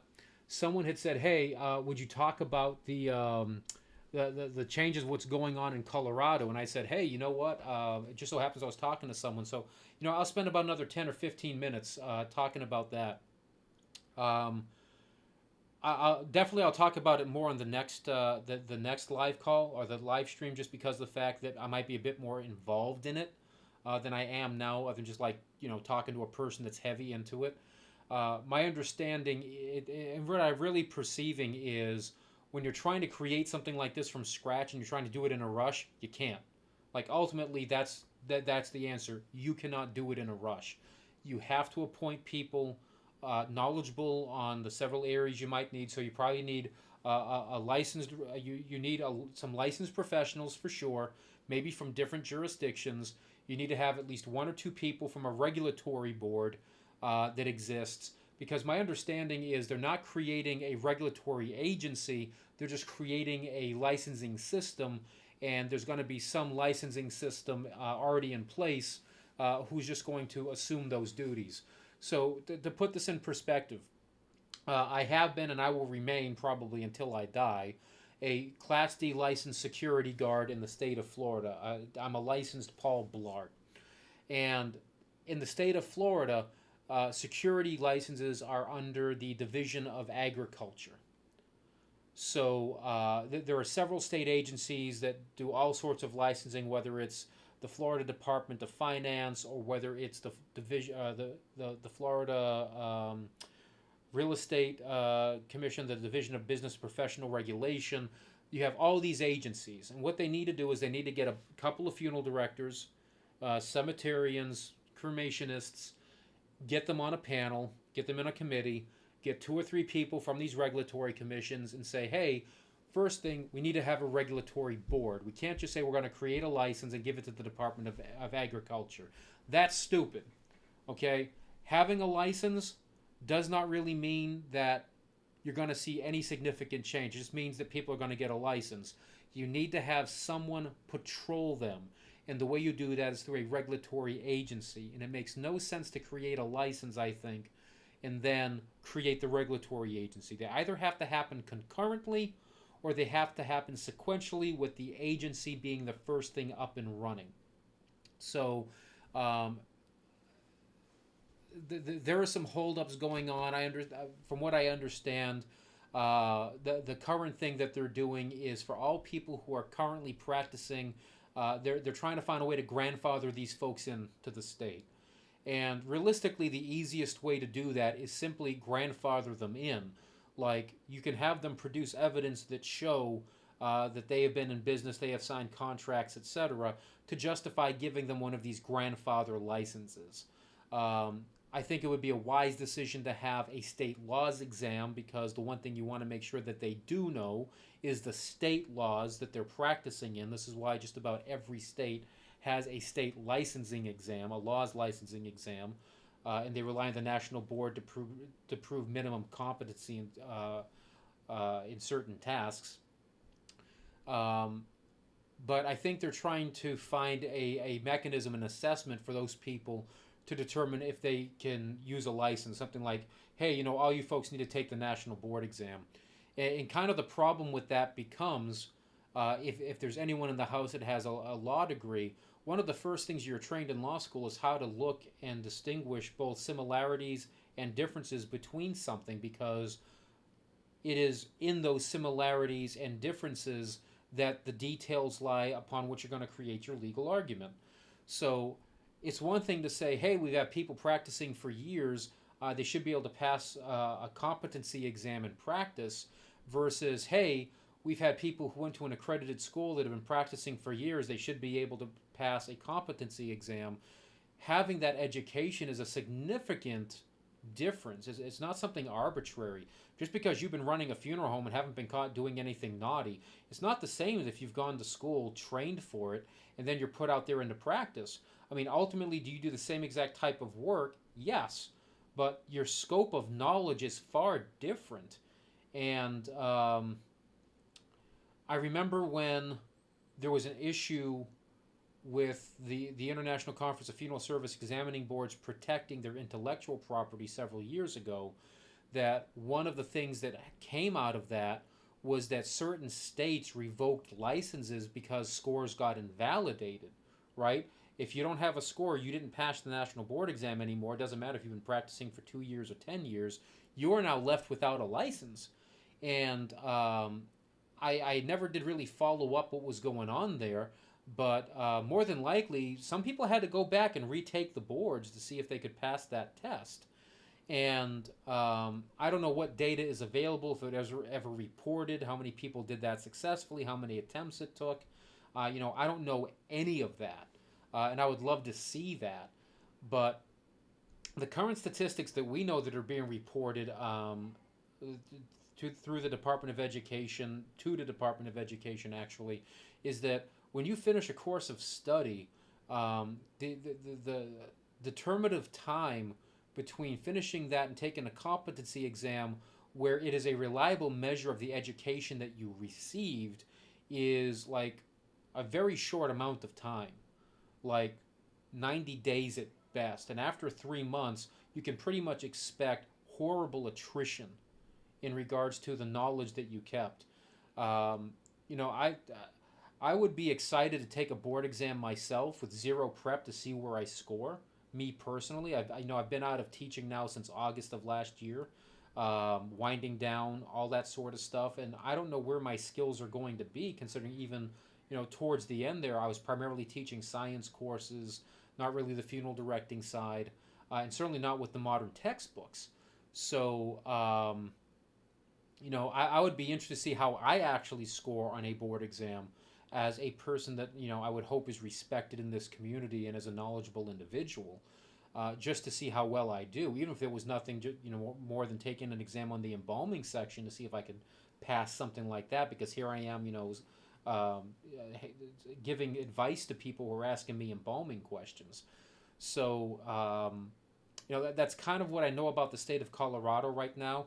I've got to be honest, I haven't really been following on it. I know what's going on. I know that one of the people involved right in the middle of it is someone that I mentor, and ensure that that they have a sounding board for ideas, and when they need a venting board, they can just call me up and vent on me. Because I'll be honest, folks, 90% of mentoring is just being present with that person to allow them to vent, so that they can process stuff with an understanding party. So most of the information that I get is going to come from that individual until I do more research on it. And if I get more engaged in that process, I'll be happy to talk about any of my contributions to it and whatever I'm doing and what my suggestions are and why. You're likely never going to see this again. Not too many. There's no state that really doesn't have a regulatory agency governing it, let alone like no licensure. Not having a regulatory board, I think, is an important thing that needs to be in place prior to, or at least at the same time as having a licensure structure. So everyone, thanks for sticking around. We will see you next time. I'll be doing this again, same bat time, same bat channel. Maybe a little bit earlier in the month of May, maybe even the day of our commencement ceremony at our Pierce colleges. I think all of our schools are having commencement on the same exact day.